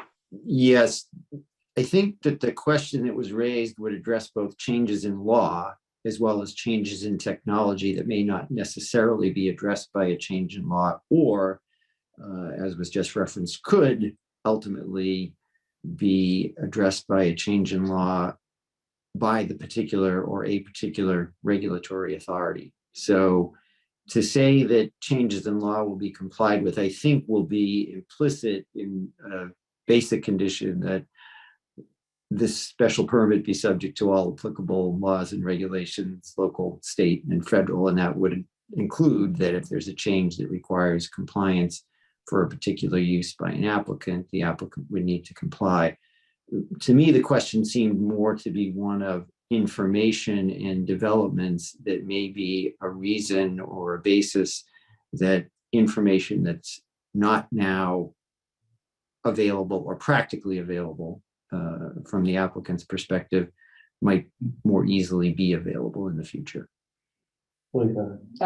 Yeah, so that's what my basis for my question is, that, you know, there might be awareness around some advancements that the town might be, you know, knowledgeable about, that rather than us hearing third party, hey, you know, there's a new way to treat the water, or there's you know, different noise cancellations, or there's different ways to track number of flights, that, you know, the town, the airport in the town would have that kind of communication, that you would actually you know, voluntarily provide that information, and Without opening this one, without reopening it. Yeah, so I'm just trying to, I'm aware that there could be advancements that this special permit would not cover, and I would like to not be, you know, tied to that, because in a few years there might be something that comes up that and I don't want to reopen the whole special permit application, but I do want to give it an option that we could review that somehow. I don't really know if that's a slippery slope, David, or if there's something that we could add some clause that relates to unforeseen technological advancements, whether it's for information or related to the environment. So I could craft some language. I think this is probably delicate enough and there may be different enough views that the members would like to see something as to what's the scope, number one, and number two, how might it work practically? okay. Okay. Thank you. Anything else? Anyone? Chris? So, There we are. just, Yeah. Oh, Just let me just, because I'm a little slow on the update. So you're saying you're going to comply with whatever new rules come down the pipe, is that what I'm understanding? yeah, that's it. What's wrong with that? No, that's, I agree. Yes, Should be Chris. good enough for us, it's Yeah. good enough for me. I was just following up on the discussion of technological advancements. And I heard David said he would work on that language. Something like that requires expansion of a building, a new building that tests the groundwater, that, something like that. Is that, that conflicts with other conditions in your permit or other set uses at the site is, I just think that it opens up a lot of questions because by definition, you don't know what the advancements are that you would be requiring the applicant to comply with. There we go. Did you want to comment, Mr. Chair? I'm sorry. Yeah, I would like comment on that. because Sure, I it's think valid. that I'm still perceiving this as not so much an automatic compliance question, but rather an information question, so that the baseline, if you will, that the board, which would be a different board, obviously, because we're talking about the future, is updated so that this particular use, which has obviously garnered a lot of attention, is something that the board, the town, feels that it has sufficient information on while it's continuing to operate. So it's again, I think, an updating and a support kind of mechanism, and again, subject to whatever scope the board may decide to impose. Thank you. Yeah, I mean, I guess that's basically, I want to make sure the communication lines are open and, let's say, for example, that there is a way to track flights, like, we've established that the valleys are making it hard to track flights and so forth. But in a few years, there might be a technology that comes into play that we might be able to start creating some kind of baseline that the airport might say, hey, now we can start tracking flights and we're going to offer this data to the town to establish this benchmark. So that's along the lines that I'm thinking of. Okay. I guess I just had more of it's probably a procedural question. And I don't know if it falls under number 13 or not, but as far as just the general benchmark, like Lee was discussing, as far as the existing square footage of all the buildings, when is that all gonna get mapped out and laid out? So, the existing hangars, all that data, existing tie down locations. I mean, I know we got a rough map, but is that something that, I think the only thing that we've asked for is the 61A land that's designated, and this is within 6 months. I don't know that we need it any sooner because it's for historical reasons, for future reasons, really. yeah, okay. I have a question about tracking flights. Yeah. I'm not sure what the purpose or what good it's gonna do. We don't know how many are now. What's gonna be the mark? Let's say we start tracking them, we find out there's 600. Do we have a number that's too many? Are we gonna come No, up? no, I think it's a good point, Garfield. I think what would happen So is, we don't know now. well, from that date forward, we would be able to say, okay, you had 600 in 2024, but in 2026, you had 10,000, just to exaggerate, then, we think that's not natural expansion. So because right now, you're right, we have no way of tracking it. So I think it would just be a benchmark and then moving forward. You're right, there's nothing we could do past. Anyone else? Okay, Chris, my one question is, closing the public hearing or continue to keep it open? Well, I don't believe you have requested any other information that's outstanding. I leave it to you, but I think you've had a pretty robust back and forth. So I'm in agreement. Let's try a motion to close the public hearing. Well, Mr. Chair, if I may, at the risk of changing, just to the extent that there may be information that you would want to get or hear from the applicant when you reconvene, Yeah, you would want the record to be open so that you could do so, because we do have some items that we've talked about tonight that while we have a concept or a form, we don't have specific language, and those could conceivably create questions or comments. thank you. I guess that's what I was gonna say, like the procedure about the tank alarm, we don't have that yet, so I'm not sure if we should. Yeah, we will not close the public hearing. Someday we'll get to close it. So do I have a motion to continue the public hearing until April 10th, Monday, April 10th at 6 p.m., both virtual and in person at the town hall in Great Barrington? What he expected. Any discussion? To state the time as well. 6 p.m. Thank you. Eric? Aye. Garfield? Aye. Ed? Aye. Lee? Aye. And aye. Okay. And a reminder, we're gonna have citizen speak time, any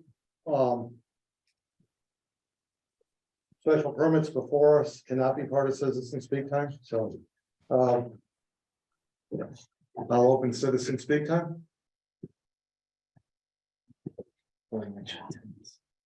Attendance, while people are deciding, a total at the maximum is 84 people tonight.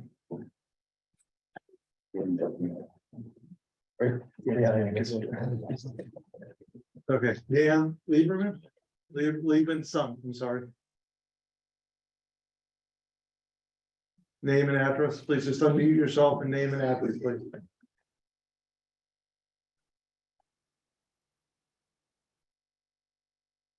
Dan Liebenson, just unmute yourself, please.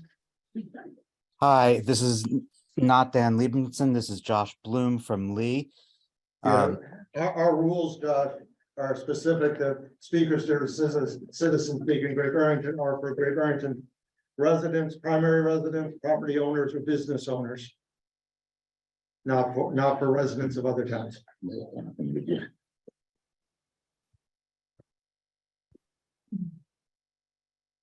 Anyone else?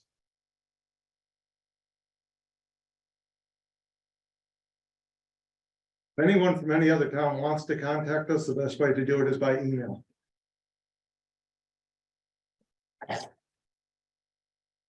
Seeing no one at the microphone and no one with their hand raised. Select board time, Eric, Nothing. Garfield, Nothing, thank you. thankful for all of you. Media time.